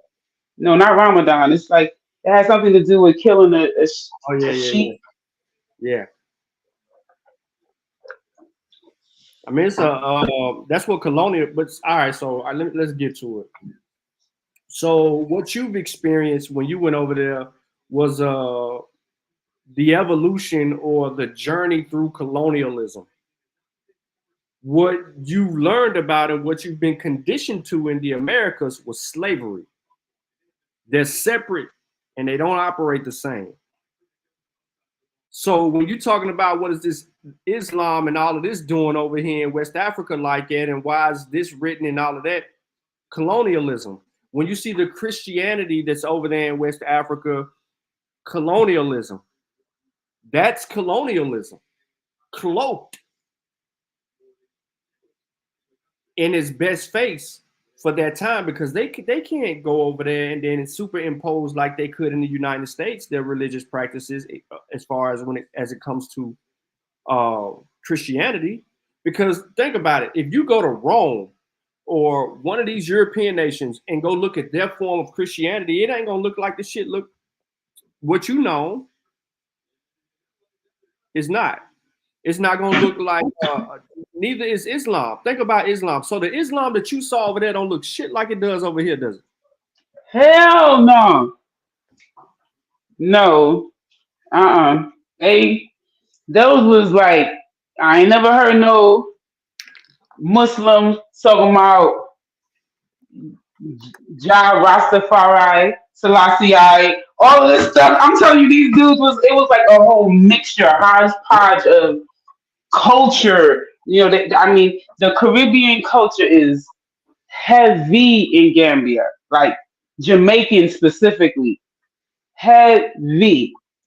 All of them talk like they call the locks, they call it Rasta, and they was like, "Oh, I have Rasta." Like the women was showing me their hair, like moving their hijabs and showing me they got locks. It's like, oh, they call it Rasta. It was like, "Oh, I have Rasta." I'm like, "You Rasta?" Oh, and they like, "Yeah, yeah," and they showing me their hair. But so my best friend, he has like very them real big locks, like them what they call wicks or whatever in Florida. His hair is like that. And when we were walking in the street, dude was like yelling out, "Rasta, Rasta, yes, Jah, Rasta, Selassie." I was like, what? I was totally shocked. Like, where am I? They watch us too. But there's a lot of actual Jamaicans that repatriated and just found made Gambia their home. Yeah, I saw a few Jamaican restaurants. You didn't see none of them Nuwapians? Nah, I ain't see nobody walking around with no unks and stuff. Nah, I ain't see Yeah, there's a lot. They don't know that much about Egypt. Them people. They don't talk about Egypt like that. Some parts they don't have those discussions about Egypt. It's a lot that they don't like. It's a lot that they don't talk about, or that is a part of their teaching. They are secluded due to the technological, how I want to say it, due to their restrictions of actually having access, the type of access that we have. And a lot of the books and things like that we try to put in the libraries and that they read sheds lights on things that they didn't know anything about. And we learned that through a writing essay. So when we put them through the writing essay to win, we did a scholarship that was separate, but the writing essay was what we give away. We gave away about $100, about $150 US dollars. So let me be clear so people could understand that. Oh, I was on Q Butter show earlier today, and I was telling them I took a cab. $6. So How much? $10,106.25 which is 150 US dollars, is $10,000 in Gambian money. We gave that Mm-hmm. away to the winner of the writing contest. That's great. That's So awesome. right, so that's a lot of money. So now equate that to 150, and you just told us how much it costs to go to school there for a year. 500. Right. So you do the math. For every 150 is 10,000. So you got three 150s, right? So Mm-hmm. three 150s, that's 30,360 something dollars. And then you go in there, you add another whatever, some little chump change there, and it's another 5,000 in Gambian money on top of that. So about less than $40,000 in Gambian money to go to that school. That's all 500 is. Mm-hmm. A whole skill and be That's productive a in society. yeah, to get a whole skill. You know what I mean? Because that's what I feel like when I was there. I just kept thinking about Gambia needs a middle class. You know, it's They so huh? ain't got it. They don't have it. It's just like the haves and then the have nots. It's not really because I was like, who is living in these big, humongous homes when all these other people are really, really poor? Like that's crazy. Where's the middle? Where's your bus drivers? Where's your, you know, garbage collectors? You know, where's your nurses at? Your, you know, like those people, school teachers. I think you know what I would say another highlight is sitting around a table with some sisters and we all ate our food out of the same bowl. That was pretty dope for me. It was a you know a really nice cultural experience. Because we don't do stuff like that over here in the States. Hmm. Yeah, just Well, moments like that, Sean. I didn't go to all of the historical stuff, but I think I definitely, you know, just build with the people, you know.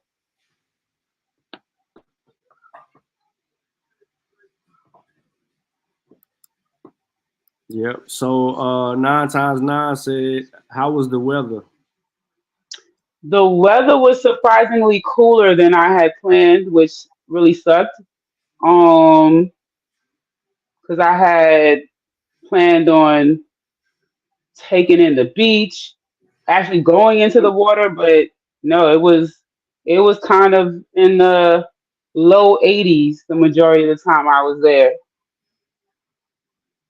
So if the high was like 84, 82 degrees, you know, in the mornings and at night was really cool for me. I was like, where is Africa? Why is it so damn cold? Um, but I guess Africa got a winter too, and I would Well, take 80 82 degrees is, degrees as winter. 80 degrees is their winter. Yeah, 80 degrees is their winter. Exactly. Because if you would have went over there like in a couple months, you're gonna bake. And don't be over there trying to look pretty or wear like nice shoes and shit, because them dirt roads is over for them shoes. Yo, I'm trying to tell you, I bought some white sandals. I ain't even wear them joint. Like I bought some white sandals. Um, yeah, it's just not. It's not that dirt road. Because even if you're getting in and out of a car, it's you. It's just dirt. It's not. You're gonna be in the dirt. Yeah, people should look at some videos of Gambia and Senegal on YouTube just to get an idea of the ground. It's It's in the Sahara. It's like you in the desert. It's like being in what you call it, in Vegas without the asphalt. All right, so it sounds like to me the reason that you couldn't get to these other Oh my destinations God. because you was too busy talking. I was socializing, yes. I Right. was socializing. You wasn't there to socialize though. You were there to Can I just say that the Gambian men love melanated goddess? what? Okay, the Gambian men love melanated goddess. You know what this is?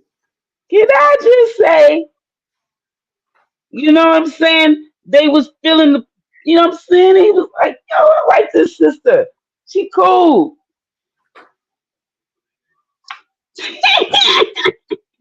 That's what they were saying, yo. No, listen, one guy, we was talking and stuff.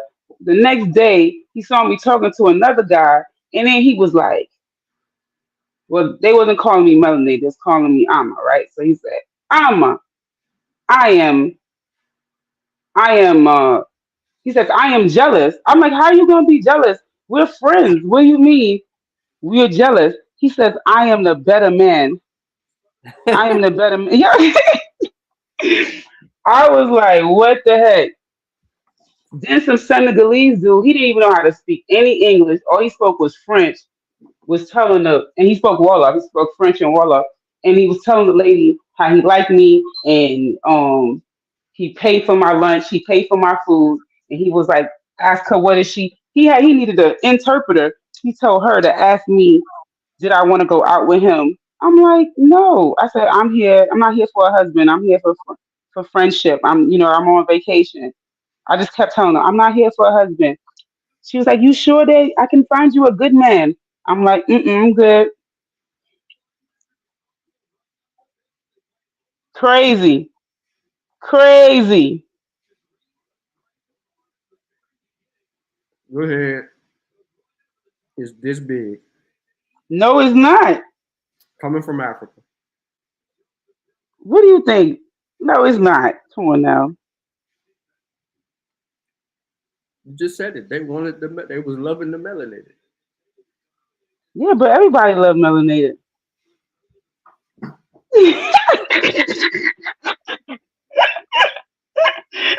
What? I mean, I don't mean it in a bad way, guys. I don't mean it in a bad way. I'm saying I'm pretty cool. Like it's not. I wouldn't say it's my appearance. I feel like you know, one guy was like he said he never heard nobody talk like the way I was talking. So I think it had to do more with you know like I realized like the way that they saw white people is different than the way we see white people. Like the source the source of their condition, right? The state of the country, they view it this is at the hands of somebody that looks like them, right? We could blame Trump, we can blame Biden, we can blame people that don't look like us, but for our condition, they see black people being corrupt, being evil, and then they also see white people coming here with resources, with money, services, building infrastructure. They see these foreigners like they not all bad. Look at them, they helping. And so I'm coming with this American mindset of we gotta stick together, blackly, black, black, black. We all the same people, and fire bun Muzungu, and they like Muzungu ain't all that damn bad, cause sometimes they be helping us. It's these black people that is putting us down. They Corrupt. stealing the money. They corrupt. They supposed to be building schools and hospitals and stuff, and they stealing the daggone money. So that was eye opening for me, for real, for real. Mm-hmm. And then you add you add something like Islam in there, where you say there's, we all one ummah. The ummah is, one body, and then you can have white Muslims, and you can have Arab Muslims, and you can have Asian Muslims. So they won't see those people as separate from them. They all part of the ummah. You know what I'm saying? I was just like, oh, shaking my head like this is very different. Mm-hmm. Because even in America, our churches are separate. They don't know that the corrupt man is corrupt because of the European. Mm-hmm. Because they're closed-minded. They're only fixated on what they can see. And everybody looks the same. So they don't know how to manipulate it. That's why you hear them say the shit that they were saying about there was no trade. We didn't get anything in return. Right. And they can let white people off the hook because of the corruption that goes on within the delicacies of their political movements in the country.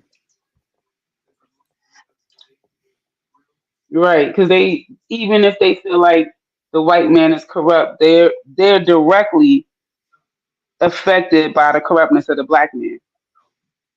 Mm-hmm. At this point. Mm-hmm. At this point. Yeah. It's our own people. Right. So what else? I'm thinking. What happened tonight?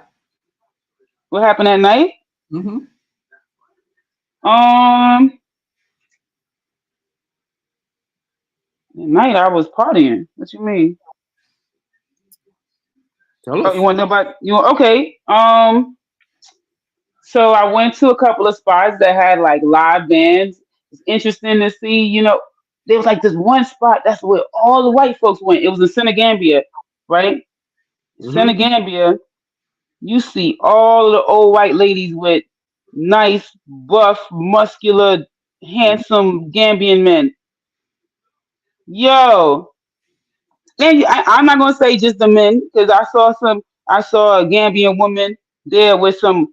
I mean, dude looked like the Kentucky Fried Chicken man. I mean, he just looked old and. They pay them to get pregnant. The women pay the Gambian men to get pregnant so they can go back to their countries and have the babies. Did you know that? Wait, the women pay the Gambian men to impregnate them? Why do they want to have a Gambian baby? No, it's not a Gambian baby. It's to have the mixed ancestry. What? Why? That's. Mm-hmm. I don't know, but it was looking a little creepy.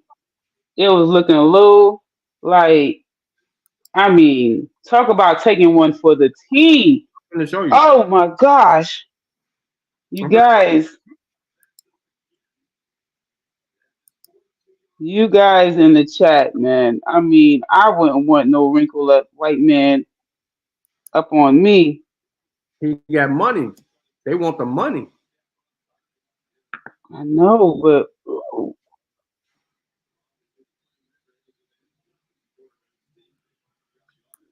you see my screen? Yeah, Mm-hmm. Say Nintendo Switch. What that say right there?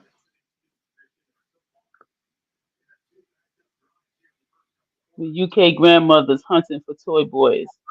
This African nation is fed up with UK. Yes, I definitely saw that. What did it say right here in this first paragraph? Okay, since the 1990s, the Gambia has become a preferred destination for European women seeking. Be home for the holidays. Course, Not really. Celebrate like only the Jeep brand can. With. Oh, okay. The ad came on. Wait, what am I saying? European. Well, make it enlarge it again, please. Okay, for European women seeking sexual pleasure with available African toy boys It all started when international travel agencies from the UK introduced cheap package tours to this tiny West African country after more than 30 years of receiving thousands of middle-aged women that arrived with this sex tourism intention. The Gambia government is tired of the UK women. Now the former British colony is seeking to attract quality visitors as this tiny African nation works to change its reputation as a sex tourism destination. Pause. That's it. Mm-mm. That's all. Mm-mm. So you just came from a place, sex tourism. They're coming there to have sex with these people. That's what they want. So for all them white women in them UK countries that lust for a black man in privacy, and they don't do it in the UK, they go to Africa. They go to Gambia. I can find me a boy toy, and I'm gonna pay him. There's a video of an African man in the UK being approached by a European woman on the corner, and he's filming. She propositions him. She's like, "Don't you want to go with me, and we can have a baby?" That's a thing. They want the mandingo. So I mean, it's they take advantage of the poverty. there you go. You just said it. They take advantage of the poverty, because the people are in need. If this these people have families, imagine what you said. $150 is 10 racks, right? People could, offer them 20 racks. Yeah, European lady come down there and give you $200, $300, $400, $500. If you hustling right, you might get $1,000 out of a woman. That's a lot of Gambian money. A lot. Change your situation. And they coming back to back. So, like she gone in a week, then a whole another woman coming in that you smashing. So that's why when you was at the beach, you would see those white women all over, because they're not back home where they're being judged by it. And if they happen to get pregnant, they're okay with that. They're not worried about the father. They just want the baby because they might like the complexion of the skin tone.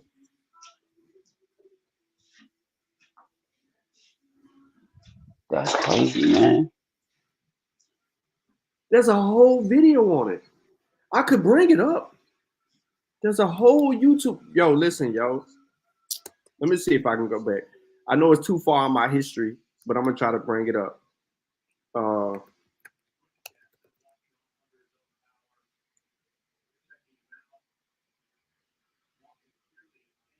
on 1 second.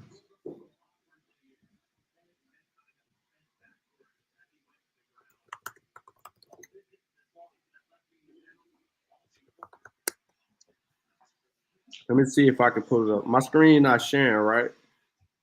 No, I don't see anything on your screen. All right, hold on. I'm going to pull it up. I'm going to see if I can get it.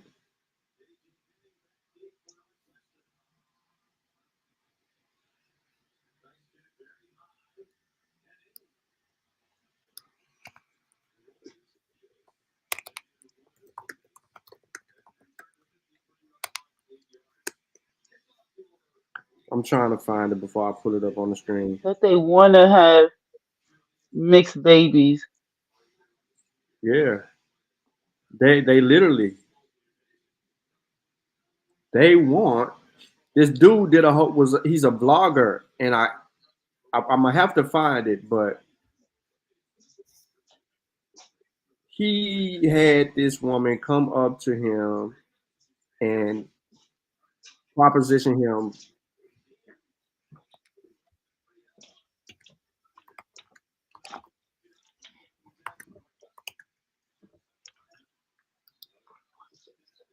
Hold on, let me see if I can find it.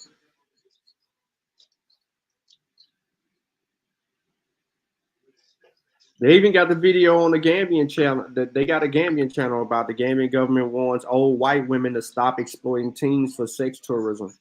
Them women literally come out there and try to get them. They want to have sex with them. They talk all that junk, bro. That's crazy, man. Well, I definitely saw it. I'm not gonna act like I didn't see it. But I definitely saw like just people having a good time. You know, like I said, going out at night, the nightlife. It was. It was like crowded. Like if I'm at South Beach, you know what I'm saying? Like, yo, Senegambia is lit like South Beach every night of the week. Every night of the week. No, it's not a Friday and Saturday and Sunday. No, Tuesday, it's lit. Thursday, lit. Wednesday, lit. I'm like, yo, these people party every day? Like, but I guess, it's tourism. So you never know, people are coming and leaving from out of there. So yeah, and it was felt safe, good music, drinks cheap. Cause like he said, the prices of things, you might get two drinks. Two drinks. That's like, Sean, you have your calculator still up? Do like $300 fees. Do what? $300 fees. How much is that? 300 Gambian money? Yeah. In US? Mm-hmm. $4.45. So let's say it was $400 fee. Let's say one drink is 200. You paying like $5 and change for a double of rum or Hennessy or something. Like crazy. $5. $2.97 in US dollars is 200 Gambian dollars. Okay, that's $3. Close to round up to $3. So for $6, you can get two drinks for $6. That's like a happy hour. That's less than happy hour. Happy hour, that's one drink on my happy hour. Yeah, that's what I'm saying. It's got to be by one drink. Happy hour. Applebee's or something like that.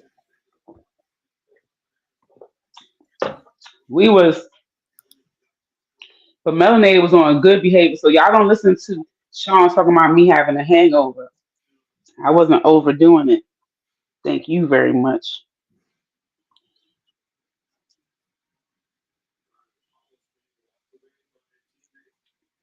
She was, y'all. No, I was not. I was not overdoing it. I will say, I don't know how to say this on the internet, but I would say I wasn't impressed with the herbs over there.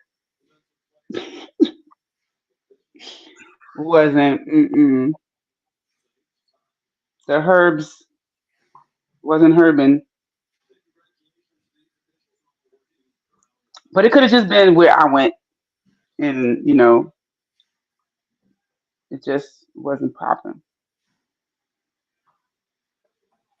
Donnie said, so you saying it looked like 6th Street in downtown Austin? I guess that's Texas. And I don't know nothing about 6th Street in Austin. Yeah, I don't know.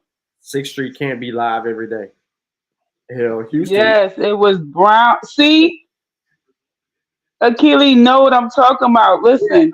They ain't got that good stuff over there, yo. They got the brown. Nah, the first time I listen, I literally threw it in the trash because it didn't even smell like it. I was like, is this parsley? What the frig is this? I was like, what? I don't smell anything. Then the person was like, all right, I'm gonna get you the the good stuff, and then like it was brown. It was like bushweed. It was, but it smelled more like weed. But it just, who was the main tribe I encountered, and what was tribal identity? Wolof and Siri. There's only two, Wolof and Siri. I mean, you might have some other ones inside of there, but the Wolof I and didn't Siri meet no gang. Siri. I didn't meet anyone who said that they were Siri. I met They in Wolof. Senegal, not the Okay. yeah. They're in Senegal. The Syrian Wolof are all over, and you might even see Mandinka. Yeah. The I met a lot of people who said that they were Mandinka and Jola. Jola was a lot too. So you Uh, gonna see that, but the Siri, because that's what Ben is. He's an Njai. They're the Siri, and okay. your Njai, that's all over Senegal. No, I didn't meet a lot of Fulani people. Nah, I met people who spoke Fulani or Fula. entertain. Don't entertain his old trying to add some old. He be doing it all the time. He ain't slick. Talk. I know what you trying to do. What he's trying to say? What he's trying to do? Nah, I ain't telling you. You know what he's trying to do. Oh, is he an abo trying to say they all Aboriginal or Nah, something? he ain't that. He ain't no abo. Okay. Nah, he definitely ain't an abo. Brother ain't that. He ain't that. Yeah, I told them that Africa was not populated and that the North Americans came over here and gave them their culture, and they started laughing. They started I, laughing when you said that Africa wasn't populated and that they gave Africans culture. yeah, life started in North America, They and not. that the North. You was close to the Atlantic Ocean where those castles are, those slave castles. They know god dang well what went on in those slave castles. They know damn I well was just trying my Aboriginal talking points and seeing you went over there with what. the pseudo shit. I don't know why you. Yeah, I wanted to see what they was gonna say. Nah, I ain't asking none of that. I ain't asking none of that. So you went They over there. started they started cracking up. I said, "Do y'all know it's some crazy Black Americans that believe that?" They like, "No, I don't understand. They don't know about slavery." I was like, "Yeah, they said it's not true." And you know how like Africans be like, "Oh," like they make like what, like what the fuck, like that. They was like, "It's not true." I was like, "Yeah."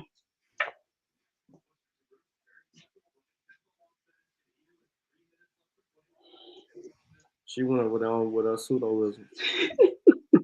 Knew it. Too good to be true. Listen, I was over there chilling with my distant cousins. He was vibing, showing me the dances. That's why you He couldn't was, go to no castles. we was jamming the Burner Boy. You were You know what so I'm saying? you were so caught up in just the people part of it. Yes. You didn't even get into the historical part, the real reason why you was going. Listen, man. You would have met the I, same people over there in them castles, and you would have got a real wake up. You would have woke up in them castles. I'm okay. Sean, I'm going back. Okay, you making good arguments here. Can you just let that rest? Going back. Yes, I'm gonna go back Yeah, when? next summer. I want to go back. I want to stay longer. 5 days or six, whatever I was there. Listen, you need a few days to get your mind right from coming off that plane because I kept saying, "What day is it?" Because I left. Like I'm like, "What day is it right now?" I kept getting scared. I'm thinking I'm gonna miss my flight back because I couldn't figure out. which day I had to get on the plane. Like Oh, you it didn't was have no just watch? yes, but I'm trying to tell you, because your flight leaves. So I had to check out, right? I checked out of my room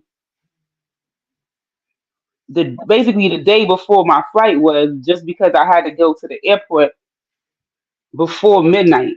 You see what I'm saying? So it'd be the next day. You feel me? No. I just would have checked Y'all, out. listen, y'all got. If I'm leaving at 12 a.m. to come back to this funky ass place, if I'm leaving at 12 a.m., I'm leaving my hotel at 12 a.m. At 10 p.m., I'm checking out of the hotel at 10 p.m.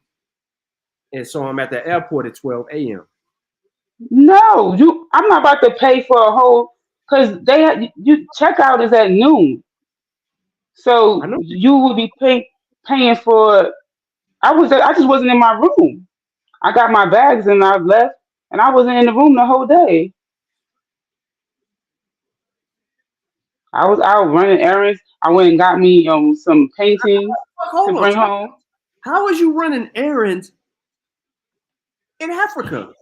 You ain't got no bills to pay over there, nigga. How the fuck is you over there running errands? Like, you went over there and treated the trip like you was literally in Maryland somewhere. Like, really, that's how you was acting. Like, you was at home, like, yo, I gotta go pay this bill. What? Nigga, bill? Fucking You bill. know that when I said run errands, I still had to go. I had to go to the tailor because guess what? The thing that he sold for me, it was a little still too big. So I had to drop it off in the morning.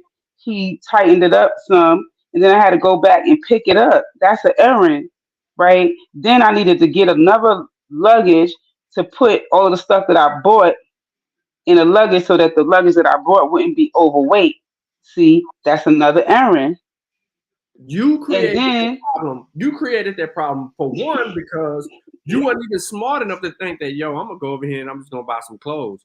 So you brought clothes. All you had to do was just bring a big enough suitcase with just underclothes. And your first day, you could just say, you know what, I need to go shop. I'm gonna give me some attire, and I'm gonna wear what the locals wear. That would have been simple. Or this would have even been better. I should just bought a bag inside my bag. That's what I was supposed to do. Oh, you tripping, bro.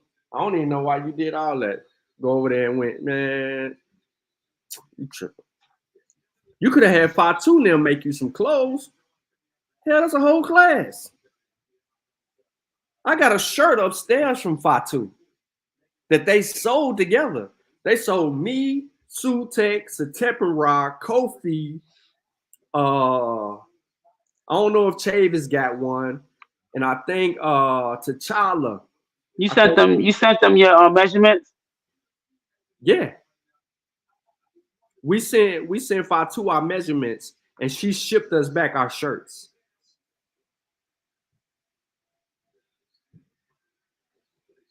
Yep.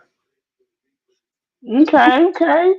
So I got a shirt upstairs. Now, I haven't worn it, never donned it, or anything like that. It's got an African emblem on the front of it that they made. It's from the kids at the school. Nice. Why you ain't wear it? I just haven't. Well, you should rock it so everybody can see. Because I got other clothes up there I ain't wear. I got shoes that I bought from years ago that I ain't even wore. Jordans. Say donate to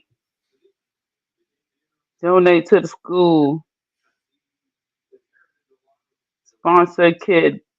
Yep. Or an adult. We're gonna do it again. We're gonna sponsor another 2 kids soon. So we'll see. Yeah, she told me she just had a graduation. Yep, she did. They have it out on the beach. They had some out on the beach too, because they'll take them out on the beach during the writing essays and teach them out there. Think about that having class. Think about your class. You're in school, and you just one period of your classroom, or you just out at the beach. At the beach. Having class. I want to go to that school.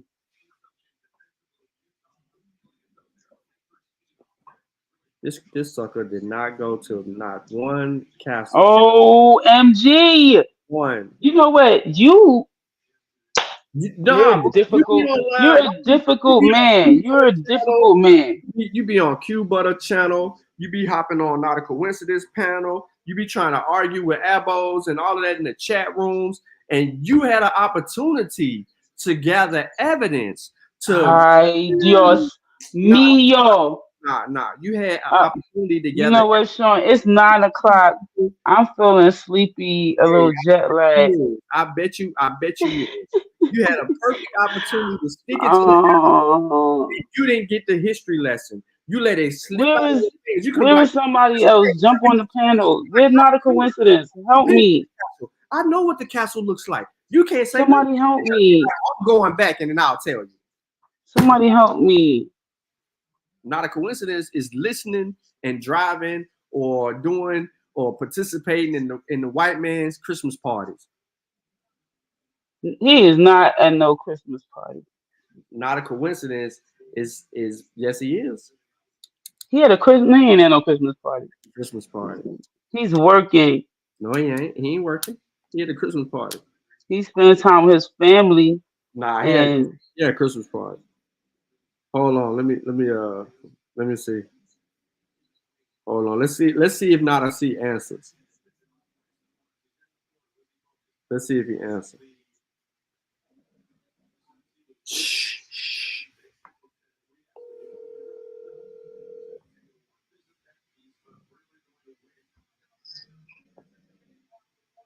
Yo. What you doing? I see you at a Christmas party. Nah, I'm out, bro. See. You live on the air, yo. Yeah, I'm live. I didn't even know. Yeah. I told everybody you was at Christmas party with the white man. Yeah. I have your business, bro. All right.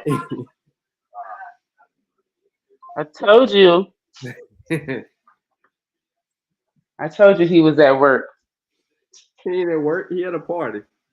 He ain't no party. He said, I'm at work. No, he didn't. He said he was at work. He said he was chilling. He was out. He got the family. Oh. It's a lot of people. See, I told you. Then I said he with his family.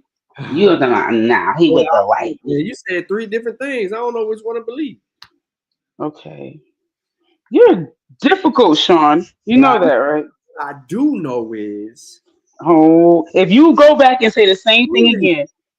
Listen, you had an opportunity to gather some historical information, not even just at the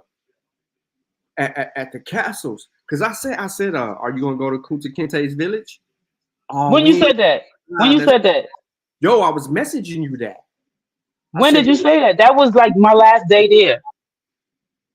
That wasn't the last day. I asked yes, it was, Sean, and that's why I said it was before you went, bro. No, you ain't said nobody no Kunta Kinte before I went. No, you did not. Did.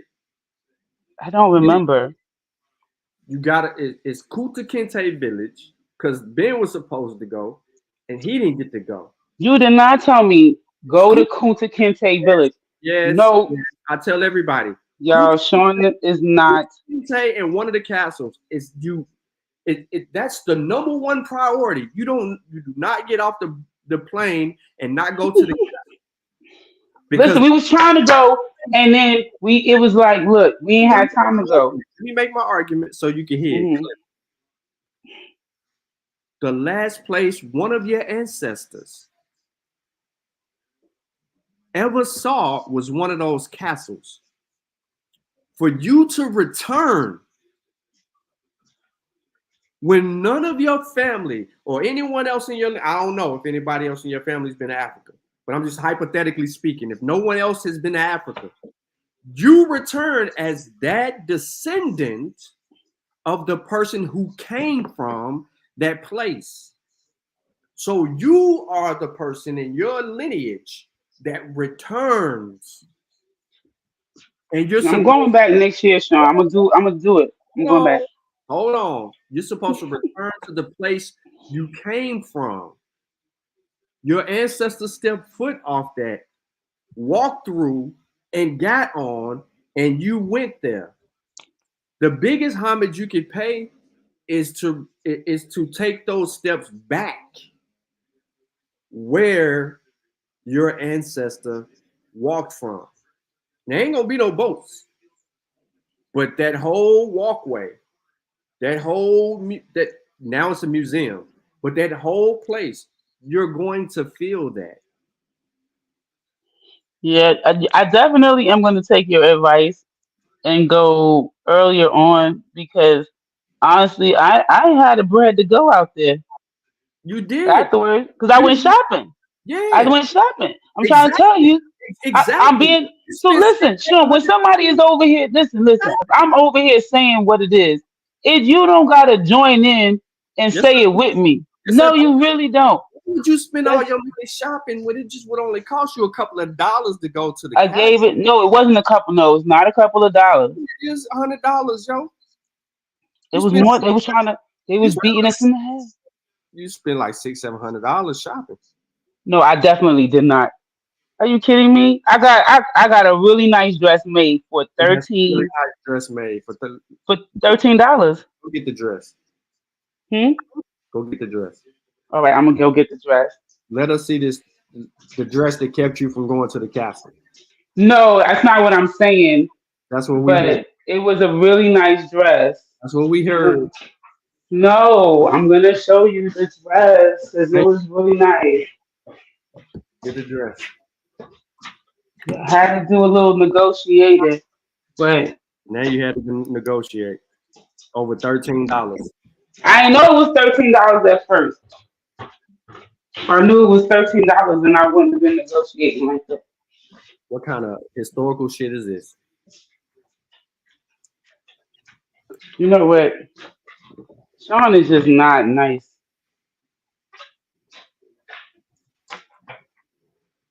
He is not nice. This show is taking a long I think time. I want to go. I think I want to go to Tanzania next.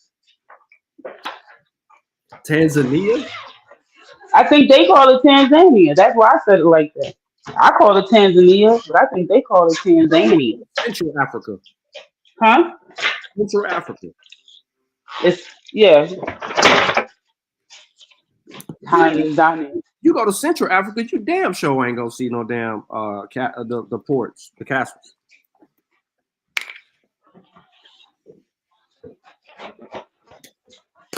It's taking a long time to get this I drink. had to go down the stairs. The phone is on the charger. You know, I'm over here living in this melanated castle.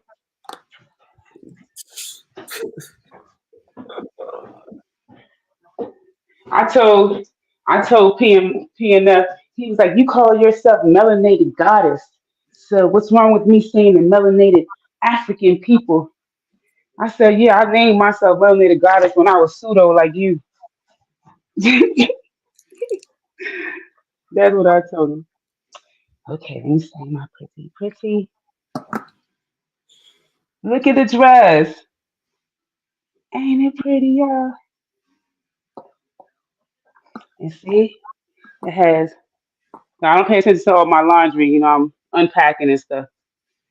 See the pretty sleeves. Isn't that nice? It's very long. So getting this dress made you Oh my gosh. go to that. Oh, okay. I didn't say that.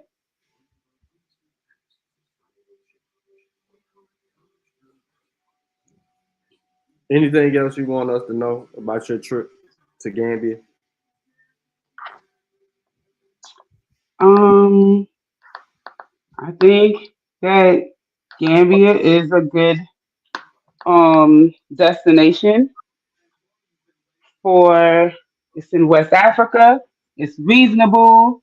Oh, I can tell everyone that when you arrive, I received a 5-year visa.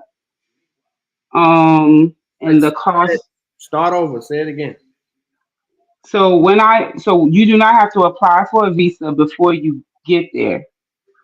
You are granted a 5-year visa when you get there, and I think the cost for the visa was $100. $100, I think it was $100 US, and it's for 5 years. Um, and then when I left the country, I had to pay $1,000 which is equivalent to 15 US dollars, and that was some administrative fee that I don't know. Everyone is leaving has to pay it. I don't know. Um, but overall, I feel like it's a good place to, get your West African experience. Um, People who have some familiarity with um Caribbean culture. I felt like if I was in Jamaica or Barbados, or I felt like the people were very similar, and I felt very at home, very welcomed. Um, and I felt like the people felt like I was an extension of them. That's the message that they conveyed to me. Um, yeah, that's about it. What's up? So can I ask you what I wanted to ask you earlier? Why are you holding your head? Yeah, what's up? What's up? What you got? Okay, so I was sharing this right earlier, and Afro Asiatic was in the chat, all excited because Gambia is a Muslim country, and he starts talking about they got all of this, Eurasian DNA there and all this stuff, right? And um and he was saying that even the Yoruba people have Listen, Asian. hold on, time out. So before you even go there, first of all, you talking to someone who's pseudo, right? Who assumes that everything is Asiatic. Period. I don't talk to him because he positions history as an Asiatic, not as an African. But So he's basing it off of the genetics, so that's why I know that that's your basing it off. wheelbarrow. He's not. There's no genetic lineage to that. Nobody in West Africa is Asiatic. None of them. That's He's saying that the narrative of Oduduwa. Did he? Um, Again, I'm real slow. Pseudo. Okay, because the demarcation for Oduduwa's location is not in Arabia. It is not Asiatic. First of all, the distinct location is incorrect. And Oduduwa, they did a, hold on. This is why you don't talk, this is why I don't talk to Listen, people. I'm telling you, I was over there talking about Gambia, and then He don't know shit, yo. he starts, basically all excited because they're Muslim and we're Asian, we're Eurasian. Because I kept saying Asian, he's saying it's not. I don't even It's know why Euro. you saying that. You shouldn't even say none of that shit. Well, I said what? Asian anything. You don't say none of that dumb shit. Ain't nobody in West Africa Asian, period. We don't look nothing like the motherfuckers in the Middle East. Hold on 1 second.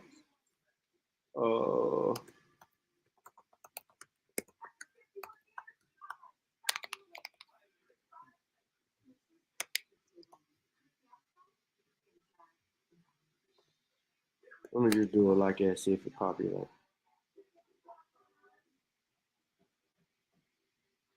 Nope, didn't do it. All right, so what I was looking for is videos that was done by Black Panther in the Shay Shay series. They talk about Oduduwa. And in what Asiatic is trying to argue is that some people have this notion that that Oduduwa's origins comes from Asia, from the not from Asia, from the East. So it's denoted come from Asia. Well, that's the improper location, because if you know anything about the geographical location of the Yoruba, if you're looking at a map, the east would actually be it would actually be north. The direction would be north. So it's different. But hold on. I don't want to get into all of that because it's already been answered in one of these videos. But you got to go back some. And we did a whole lot of Because videos. I mean, so with my little basic understanding of this, my response was, if you're saying that Yoruba actually have You have. Eurasian Why you got DNA, I was saying that if so, my DNA came up 47 or 48% Nigerian, right? So I'm like, wow, I'm pretty sure I would have inherited some of this Eurasian DNA if supposedly the people there have it. You don't deal with that shit. I don't have any. No, I know that. Nobody does. So that's why I'm saying I don't understand how you could talk to him. You can't talk to an idiot. Q Butter let him, he let anybody on his channel. But anyway, if you go to like these series, right, where you have the Shay Shay series, if you go to those, Where is it? Is it a playlist? Is it like all of them are together, or I don't know. I just do a show and get off of it. But if you go, that's what I'm saying. Y'all weren't paying attention to these shows. Look how old these shows is. 2 years ago. Ben was doing these whole shows. So when this is what you do. When Ben do a show, you ask your question. Mm-hmm. He's gonna go through the whole historical narrative, and that there's a book that I can say, but I don't want to get into that because y'all don't be reading a book. Put it in the microwave, dude. But in these Shay Shay series of these things about the Yoruba, those questions were answered. So there's no reason about them being Asian. There ain't no damn Asians. Ain't none of them Asians. Where's his source for that? That's what he got a whole, but he be posting nonstop sources though. Where he post that? In the chat. And if you look at listen to what I'm saying. Where does he be posting at? If he's commenting in the chat, he's just talking. We ain't doing no talking. No, I'm saying, okay, so when he's commenting, he will put he copies the source so you can go and look for what he posts. He posts the source. Man, he don't be posting shit that say that shit. But I told him that, I'm not listening to that because it's bits and pieces. It could be out of context, whatever he's posting. So he's never going to give you the source, bro. None of that shit. Somebody said some crazy shit. There ain't nobody listening to that. I'm not listening to that. He don't know shit about West Africa. Why I'm doing that? He's committed to Afro-Asiatic. Look at his name. I'm not dealing with that. You know what I'm saying? Like, nobody dealing with that.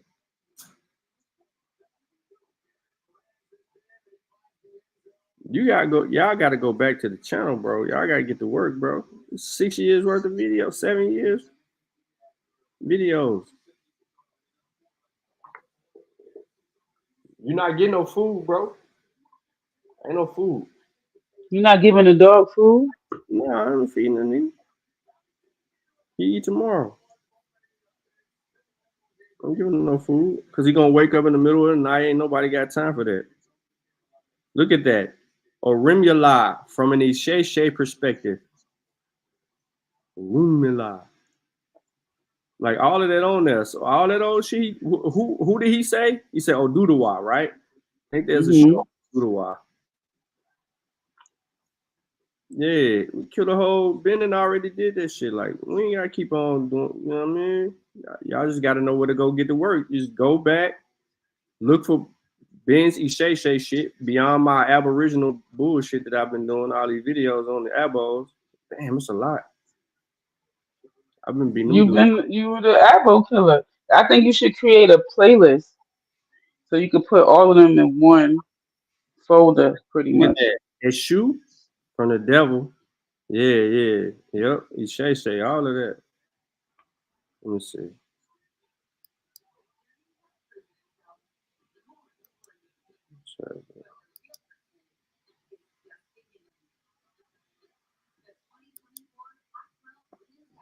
I'll deal with it. But y'all gotta deal with that though. Okay. It has the head, Well, so I just wanted to hear your perspective on the whole DNA. It ain't no Asiatic DNA. What is it? Because I think so explain this back migration L3 L2 See, foolishness. that's what I'm saying, yo. Like, no, you can't. You cannot do that in the chat. That's my problem with trying to No, I'm not. No, you cannot do that in the chat. You said, but y'all be into that. I don't nothing against Cuba, but I don't watch his channel. I don't go over there. So I'm not getting caught up into that. I don't get caught up in no channels where these dudes just let anybody. But he was over. Was it not okay? So he don't ever come over here? What you talking about? No. Afro-Asiatic? No, he don't come over here. So did he ever be on? No, he don't go. Not a coincidence. Okay, he don't ever. It's somebody else's channel. He don't only be a Q butter. It's not the only channel he go to. He might show up at Garfield channel, or he might. I don't know if he show up on the pseudo killers. He don't show up over there. Look, the whole thing you talking about L3. Just go watch this show. The haplogroup that originates in Africa found outside that helped. And he's sitting there want to talk back migrations. No, because if you have a back migration, L3 don't come back into Africa like he's saying. All you got to do is look at the map. Y'all listen. One day y'all gonna learn. Like, you know what? Let me just go over there to the Mossy and go grab these sources and right here and deal with this shit. Let me go deal with it. Quit being lazy and go pull up the shit. And you gotta know it's. That's what I'm saying. You can't argue with somebody in the chat room. I mean, if you on the screen and you sharing your screen, you can argue with them because you can beat them up. Look, you can argue with them and you can beat them up because you can look and see what they're saying and you got the source on the screen. Here's the whole L3 shit. You can just go to Wiki and pull the L3 shit up. You just walk through it. Like we had this whole conversation with this other stupid dude that said L3 didn't originate in Africa. And this shit, you have to go and you have to read the sources to understand because he could be articulating his argument based on his biased belief. So you tell me where you start seeing Asiatic in L3. Yeah, well, he and I had an exchange about the term. Like he was saying that people in like let's say he said like Ethiopians are just as Africans as like someone from Ghana. They're both Africans. And I said, I mean, you being real selective on the terminology. And I was like, so are Algerians black? And then he started saying like basically like some Algerians are black. And I said, that's not what my question. Do you see Asiatic in here anywhere? Do I see Asiatic? No. I mean, look at it. I gotta make it bigger. Hold on. Southeast Asia. I see something that says, okay, and expand to West Asia and further to South. No, read it again. Okay. Okay. Haplo L3 arose close to 70,000 years ago near the time of the recent out of Africa event. This dispersal originated in East Africa and Pause. expanded to West Pause. Where did mhm, it originate? East Africa, Where did it expand to? West Asia, And where else? and further to South and Southeast Asia in the course of a few millennia. And some research suggests that L3 participated in this migration out of Africa.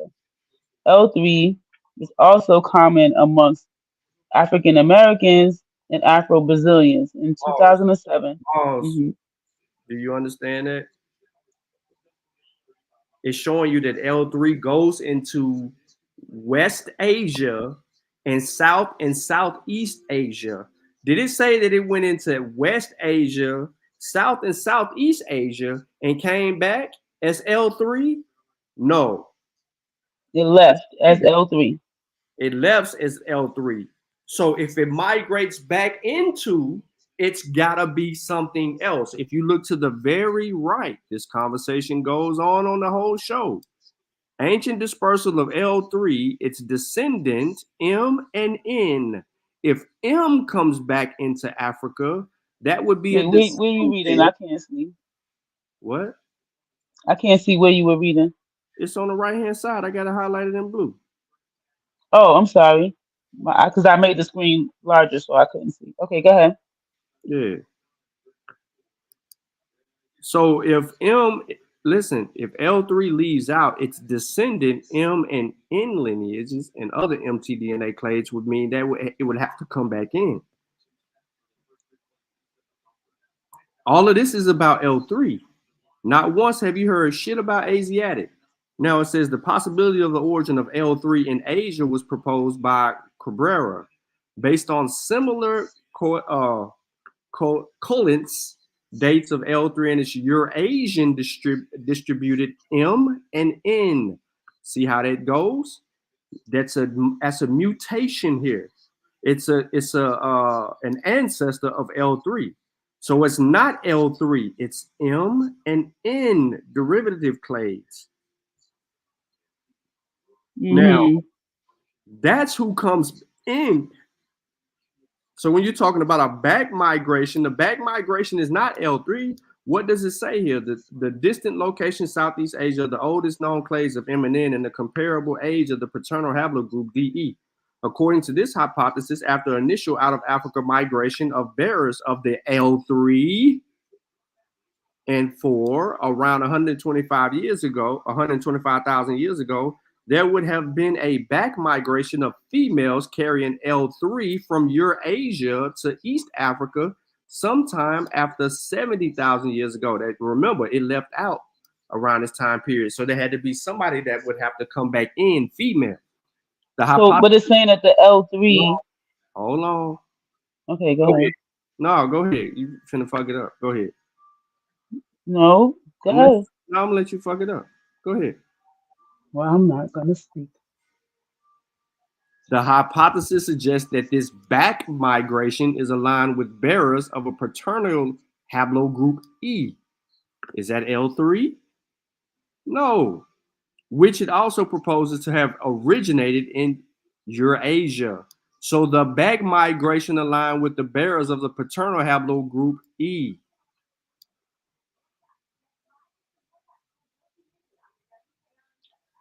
What is So it? wait, can you explain that sentence? According to this hypothesis, after an initial out of Africa migration of bearers of pre L3, which is L3, 3 and 4, around 120,000, 25,000 years, they would have been a back migration of females carrying L3. So the females had L3 from Eurasia. and they brought it back into East Africa. Is that what this is saying? No, see, you're cherry picking. You can't do that to read the article. It has to be in No, I was just. right. I No, mean, no. I. I'm saying. So look, the possibility of an origin of L3 in Asia was proposed by this person based on similar coincidence dates of L3 and its Eurasian distributed MNN derivatives clades. The distant locations Southeast Asia are of the oldest known subclades of MNN and comparable age of paternal haplogroup DE. According to this hypothesis, what they're saying is, according to the hypothesis, this hypothesis right here by Cabrera, this is what it's referring to. These things would have had to have happened according to that hypothesis proposed by this person. Then it goes on to say, according to other research, though earlier migrations out of Africa of anatomically modern humans, is something different going on, occurred, current Eurasian populations descend instead from a later migration from Africa dated about 65 to 50,000 years ago, associated with the migration out of L3. Then suggests from newly discovered out of deeply rooted branch of maternal haplogroups N found in Neolithic North African remains that haplogroup L3 originated in East Africa between 70 and 60,000 years ago and both spread within Africa and left as part of an outer Africa migration, with haplogroup N diverging from it soon after between 65 to 50,000 years ago, either Arabia or possibly North Africa, and haplogroup M originated in the Middle East around the same time as N. So now we have L3 leaving. We know L3 left in two migration patterns. L3 left in the north migrational pattern and it left in a southern migrational pattern. L3 would mutate into two lineage subclades, haplogroups M and N. They would later come back through as a different being. This is why you see the shit in North Africa, not West Africa. They're claiming N was in North Africa. You see the map right here is proposing it to you and tell you where they go. That ain't down here in West Africa. All this right here is considered West Africa. All of this right here. This will be considered West Africa. All of this up here would be considered north. This is Northwest Africa. Look where N is. Look where M is. Do you see M coming back in? No, you see N. M and N occurred outside of Africa. That's what I'm saying. That whole show I did with dude, that's why this whole show deal with that. So whatever he was proposed to you, he wasn't fully understanding what he was reading. Okay, I got you. That it was the way that it reads. I guess if you were to just to highlight just like one paragraph, then it would seem like it's confirming the whole Asia piece, but it's basically telling you that those are like, you know, suggested theories, but the one Cabrera's shit didn't hold the weight. That was the whole thing. And the conversation that we had with the other dude that was on Out of Coincidence channel, and you was in the chat the whole time, he was saying the L3 didn't come out of Africa, and we kept telling him that it came out of Africa over and over and over again. His proposed argument lost its weight. Look at this, pre-L3. This is what he's trying to argue, but he doesn't understand that L3 had to originate on the continent. There's no whatever. They giving you what they're assuming to be. This is why you get this whole Eurasia shit. And I ain't no goddamn Eurasian. You can be that shit. You can. That's what I ain't no Eurasian either. Yeah, you having the conversation with the motherfucker in the chat. You let him distract. I just basically was telling him, like, stop being a Asian Jehovah Witness. Like, stop proselytizing. No. What was Q Butter show about?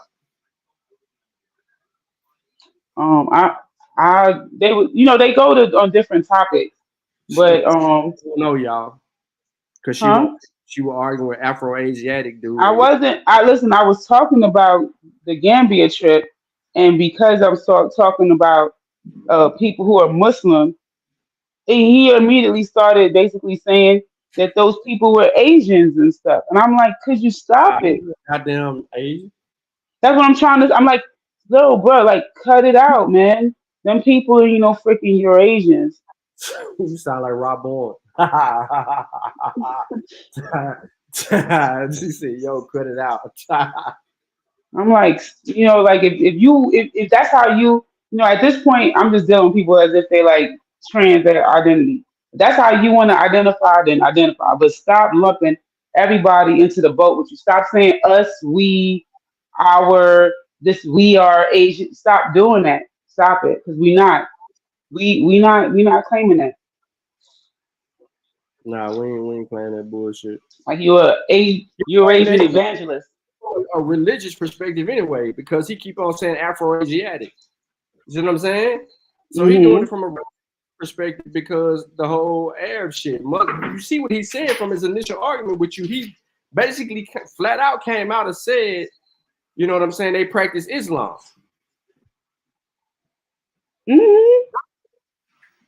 So it is what it is. Yeah, it definitely on that, spiritual, those people, and it's going into the oral. What do you say about what was that? What did you say about the West Africans that said that they come from the East? Yeah, oral tradition. But he ain't read that shit. He ain't read shit about Africa. I'm like, no, listen.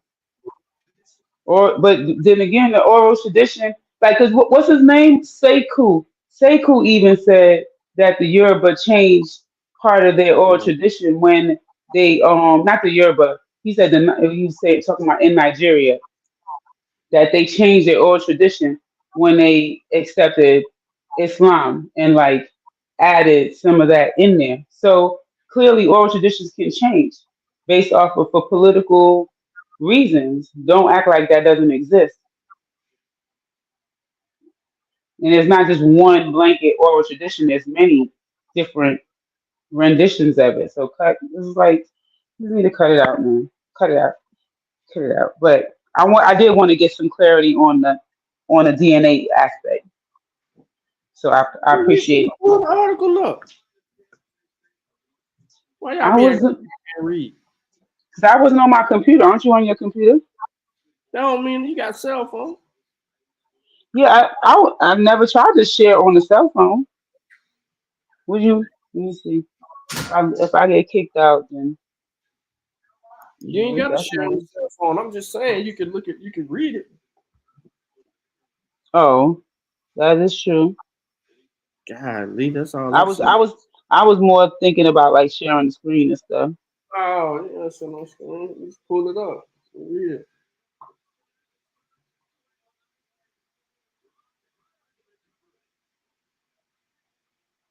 Shit crazy, yo. Y'all be letting them motherfuckers distract us.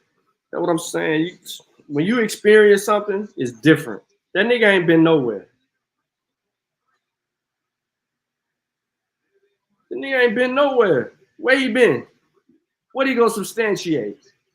He ain't reading nothing. He's looking to confirm his bias. He ain't proving nothing. So whatever he dropping in the chat, trying to tell you, look, yo, according to this or according to that, is bullshit. It's hogwash. Why is it hogwash? Because he's telling you what he's doing. He has an agenda. His agenda is what? I told you we was Asiatic. Confirmation bias. That ain't no scientific article regarding DNA. You done took a whole DNA test and you letting this fool tell you that.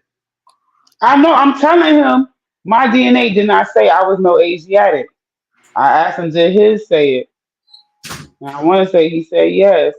I'm like, okay, so then what does that mean? That means that some Yoruba people are Asiatic and some aren't. Because you can't say they all are. You definitely can't. Because I would have went Asiatic. And that was my argument. Like I would have killed Asiatic then. So how do you explain that? And he wasn't able to. Yeah, y'all tripping. Ain't no way, bro. Not me. Listen, don't act like you don't be on these YouTube streets Bro, arguing with folks, screaming and yelling and losing your mind. Yep, but I'm not arguing with no dumbass. You do be arguing. You be arguing with Ling Ling. I'm not arguing yes. We talking about we Asiatic. Oh, you argue with them talking about Nat Turner didn't exist. Nah, that's not a coincidence. Well, you argue with you argue. Who do you get mad at Smoke Signal? You get mad at Ling Ling. You get mad at who else? Sean, don't act. You be losing your cool. Don't act. Don't do that. I was just having a nice conversation with the brother. Yeah. Nice conversation. You know, you didn't always know what you know, Sean. Shit. You had some grace and mercy. I ain't stupid. I'm just saying, you ain't always know what you know. It ain't about always knowing what you know. It's when you shut the fuck up and read. That's it. At the end of the day, that's what it comes down to. Instead of making an argument, understand the argument.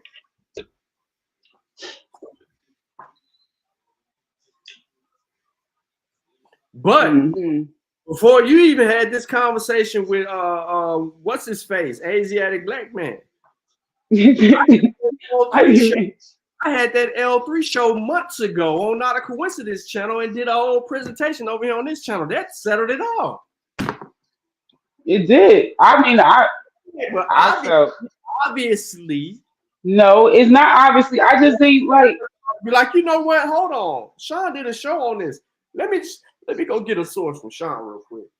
Let me stop arguing with Asiatic black man in the chat. Go get the source. All right, I'm gonna start using it in that way, like a Rolodex or something. Bro, what is archiving the videos for? Archiving the videos is for that point.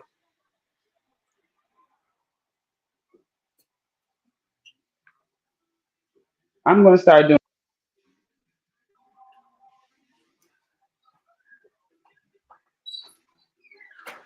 Go ahead. I'm listening. We listening. No, I'm saying I'm gonna start doing it. You gonna stop being mean, Sean? At least to me. Yes. Nah, your ass went all the way to Gambia. Oh my God! You know what, Sean? I gotta go because you gonna keep repeating the same thing. I bet you do gotta go. You ain't gonna keep repeating the same thing. Like my bad. You see, you lucky. Not a coincidence. Is busy. My brother would have been. He would have did some deflection right about now. You know. Listen. Whoever went with you was undisciplined.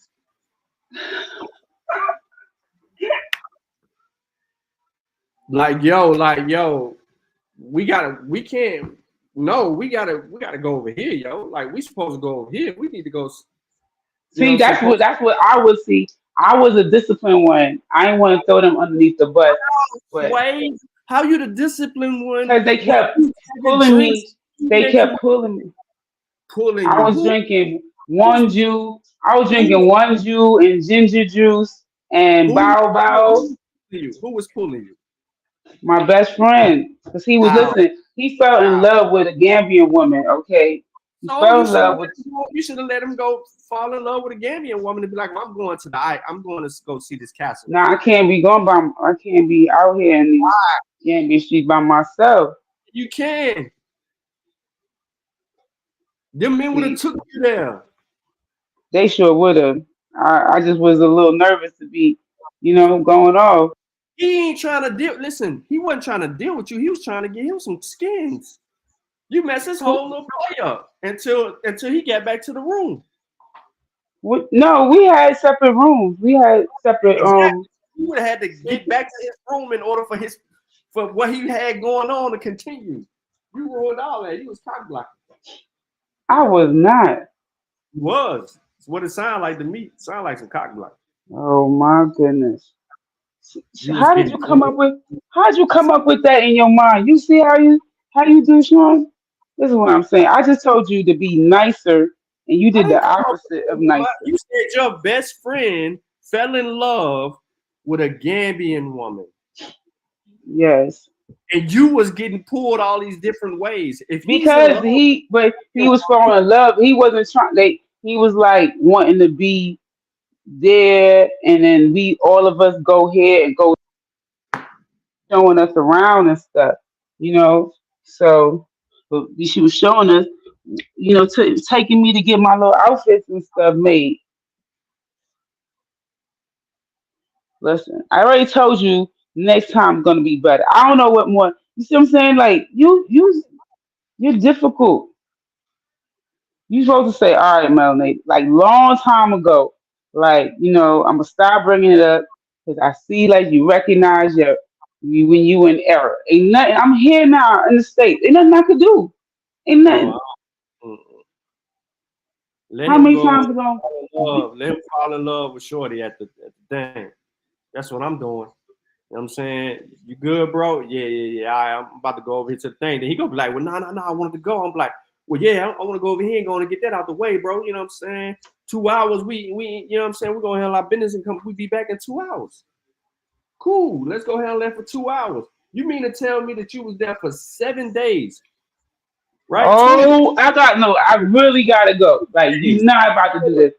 Listen, Sean, the audience, everybody, I gotta go. I love you guys. Love the black people. Peace. How many hours? How many hours, bro? Peace and black power. How many hours, bro? 144 hours in Africa, and I was asleep. I was asleep. I was asleep a lot of those hours. You didn't have 2 hours? How many hours? It's more than 2 hours. It's a long journey. They say in the morning, you gotta take a boat. They say you gotta go early in the morning. That's to get you across. I don't know. Listen, I don't know none of that stuff. I'm just telling you what the people telling me. I ain't there. I don't know. They ain't say 2. They would have told me 2 hours. Two. You gonna get there. You lucky. I don't know you. Your whole government. I'm like, Sean. They didn't say your whole name. I'm trying to tell you. You didn't have 2 hours.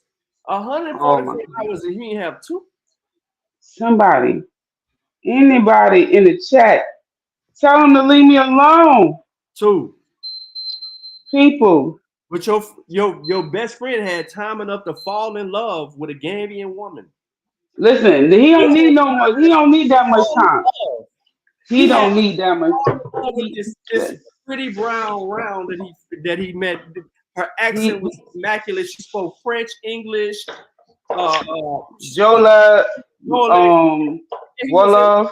She could dance. All of that. She was dancing. Yeah. Yep. She was pretty. Yep.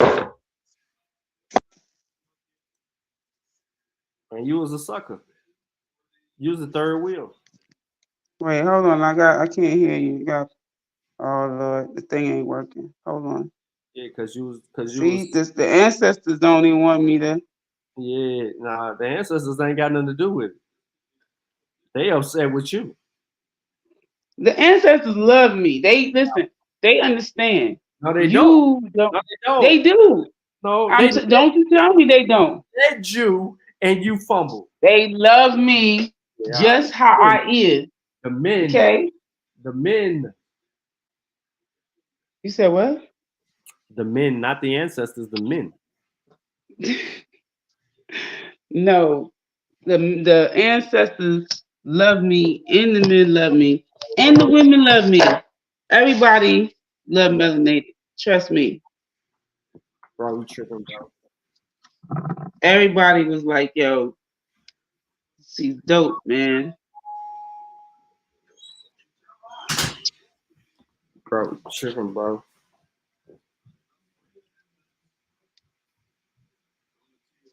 Tripping, bro. That's all I'm saying. I ain't saying nothing else. Tripping. So, John, you got some connects in Tanzania? Nope, I ain't got none in Tanzania. My connects in West Africa. I got a connect in Kenya? You know, hold on. Nope, I ain't nope, you gotta talk to Emiket. I got to connect in the Congo region. I gotta connect down there.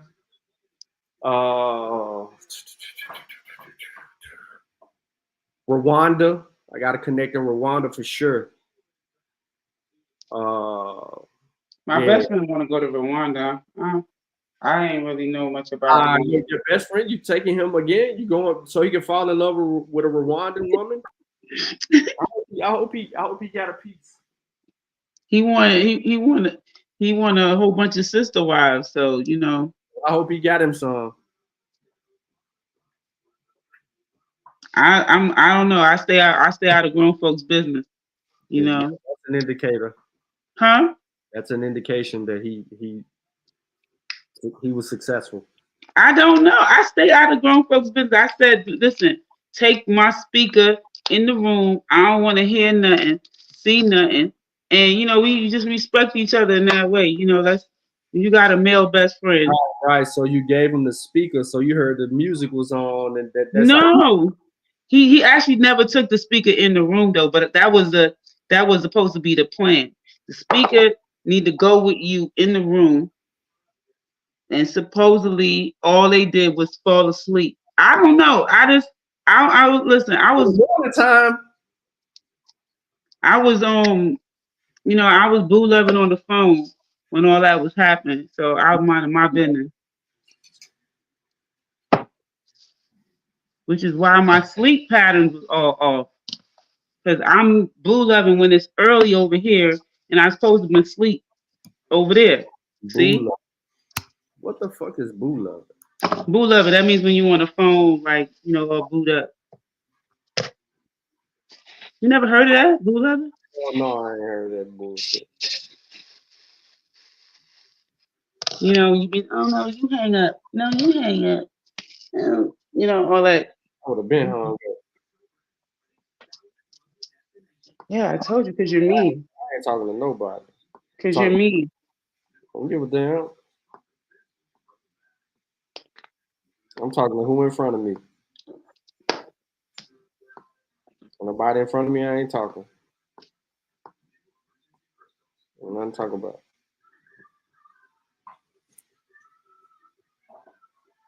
He said he woke up in love. Oh, see, Zane know about that bow bow. You know what I'm saying? Zane know about that bow bow. I was drinking that bow bow. Are you excited about it? Yeah. It tastes like tamarind juice, kind of like that bow bow stuff. It tastes like tamarind juice, like a tamarind milkshake or something. Yeah, you tripping with no mouth. Listen.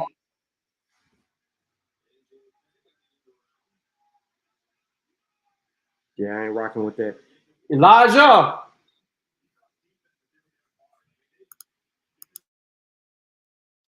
See, Sean just mean to everybody. He's mean to the kids.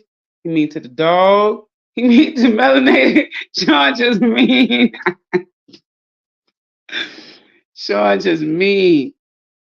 He's not like, Elijah, son, come here. Your father is calling you.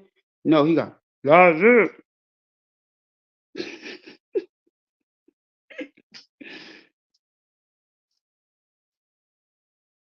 Elijah should screenshot this and send it to your teachers and tell your teachers how your dad behaves on the internet.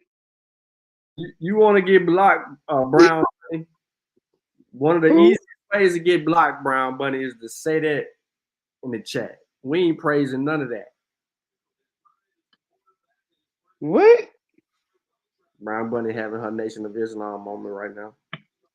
Oh Lord. Muslim. She an unorthodox African American Muslim.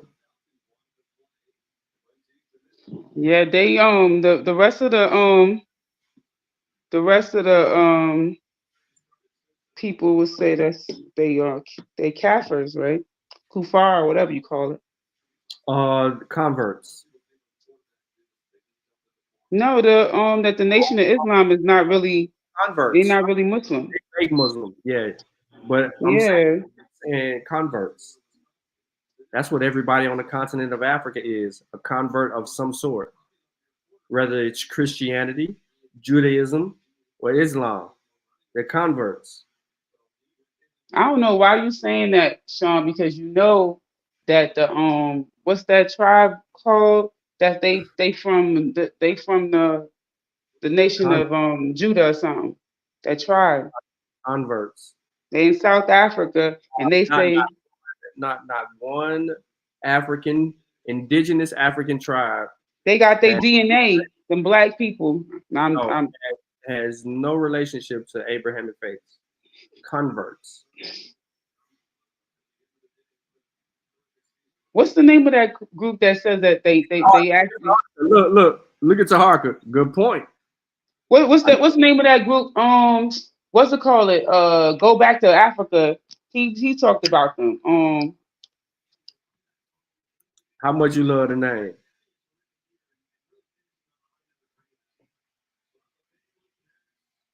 You know who Brown Bunny is, right? I don't want to give her alias up, but you should know who she is. I should? Yeah, she got another name. She being not a coincidence, Chad. That's all I'm saying. Okay. All right, well, peace, Brown Bunny. Yeah, from the Midwest. Be arguing with PNF. Ah, she said it. Damn. Hey, Skittles. Y'all didn't know that was her. No, I didn't. I thought she was some Elijah Muhammad lady. The Skittles. About to tell her, alhamdulillah. Alhamdulillah. I kind of like that word, alhamdulillah. Kind of. I'm sure. You know, but assalamu alaikum will get you very far in the Gambia, boy. Better not have your manners and just start talking to people. You be like, excuse me, where's they be like, assalamu alaikum. You be like, oh, my bad.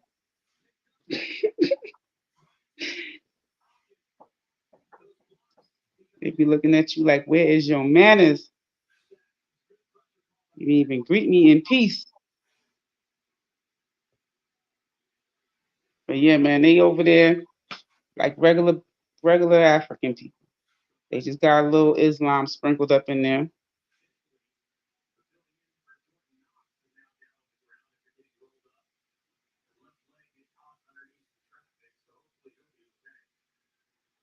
Yeah. So hold on 1 second. Yeah, man. So just, next time, Sean, I'm gonna have you plan my trip. There you go. I'm not planning nothing. Why you can't? You see, you just mean.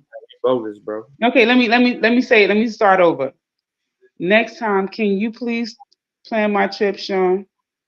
No, I planned it for you. The whole thing was. OMG, we not going backwards. We not living in the past.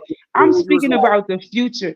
You almost finna go home and say, okay, I'm gonna go visit the school now because I ain't got today. Yada yada yada. Then next thing you know, the whole time you had time to do stuff. You just was third wheeling. We just want to live in the past. You cannot go forward. Like I'm trying. I said. So Sean. How does it feel? Can you third wheeler? I'm not a third wheeler. You was. That's what you was in Gambia. Listen, man, I had all the Gambian men. What are you talking about? You talking about? You was third wheeling. Nah, I had 3 wheels. I had 3. He had 1. What you talking about? No, you didn't have none. Look right here. Yes, sorry for the latest reply. How is life over there? I really miss you. We How can't is see that. We can't see that. What are you talking about? my messages? My WhatsApp is popping, son. Yeah, you making shit up. I'm reading the message right now. What are you can't- talking about? When it was an hour ago. It was sent. We can't see it. We don't know. Okay. She trying to lie to us. Yeah, I'm a lie and just make up a whole WhatsApp message for no reason. Facts. Because I'm so weird. Man, look. So So are you before gonna go ahead, you gonna have me plan my trip? Nah, I ain't gonna do that. But before we go, you got anything for the people? Like what? No. Anything? You ain't got nothing to say. All right. Okay. Oh. All right. Not a People. coincidence. Huh? I don't know what not a coincidence debate. I think it's next week. I think it's on the 30th or something like that. I want them to stop debating over there. Why you don't tell them to stop? What you mean? I think this is his Cause last debate. I think it's his last debate right here. I just want them to stop debating over there. Those people are too disrespectful, and why support them and give them money and all that kind of stuff for what? Like at least do a debate on Port City, like where it just seems a little bit more unbiased, like just fair. It's not fair over there.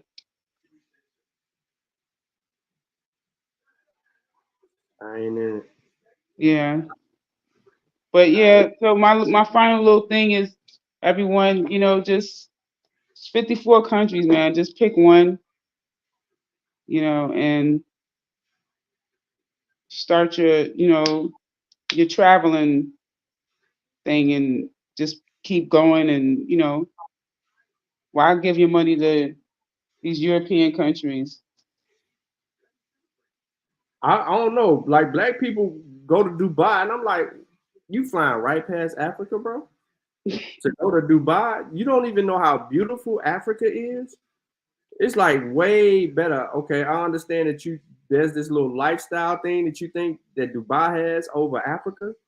No, you can go to Nigeria, in one of the most wealthiest places over there, and it feels just like you're in Dubai in the city. With the big buildings and nice ass fucking place, all of that, and you're around nothing but your own people. Like Yep. you don't know what you're doing, bro. I ain't skipping over Africa. Fuck Dubai. I mean, to me, it was just great to be Dubai, that in shit's bad. just around all them black people. That was beautiful. And just Dubai. all peaceful. Everyone's peaceful. Everyone's loving. Like, that's an experience. And why would you not want to have that? I don't know. But it's affordable. You can make payments on your plane tickets, as I said before. So you don't have to be turned off by the price of the plane tickets. And we find money for the things that we want to find money for. So no excuses. 2024, melanated is back on the continent. Bam. Bam. Well, listen, ladies and gentlemen, I'm about to get up out of here. Melanated was full of shit. I hope y'all enjoyed the build. We gave her an hour and a half of her own time. So that's the end of the show. We're going to get up out of here and we're going to let y'all catch the replay.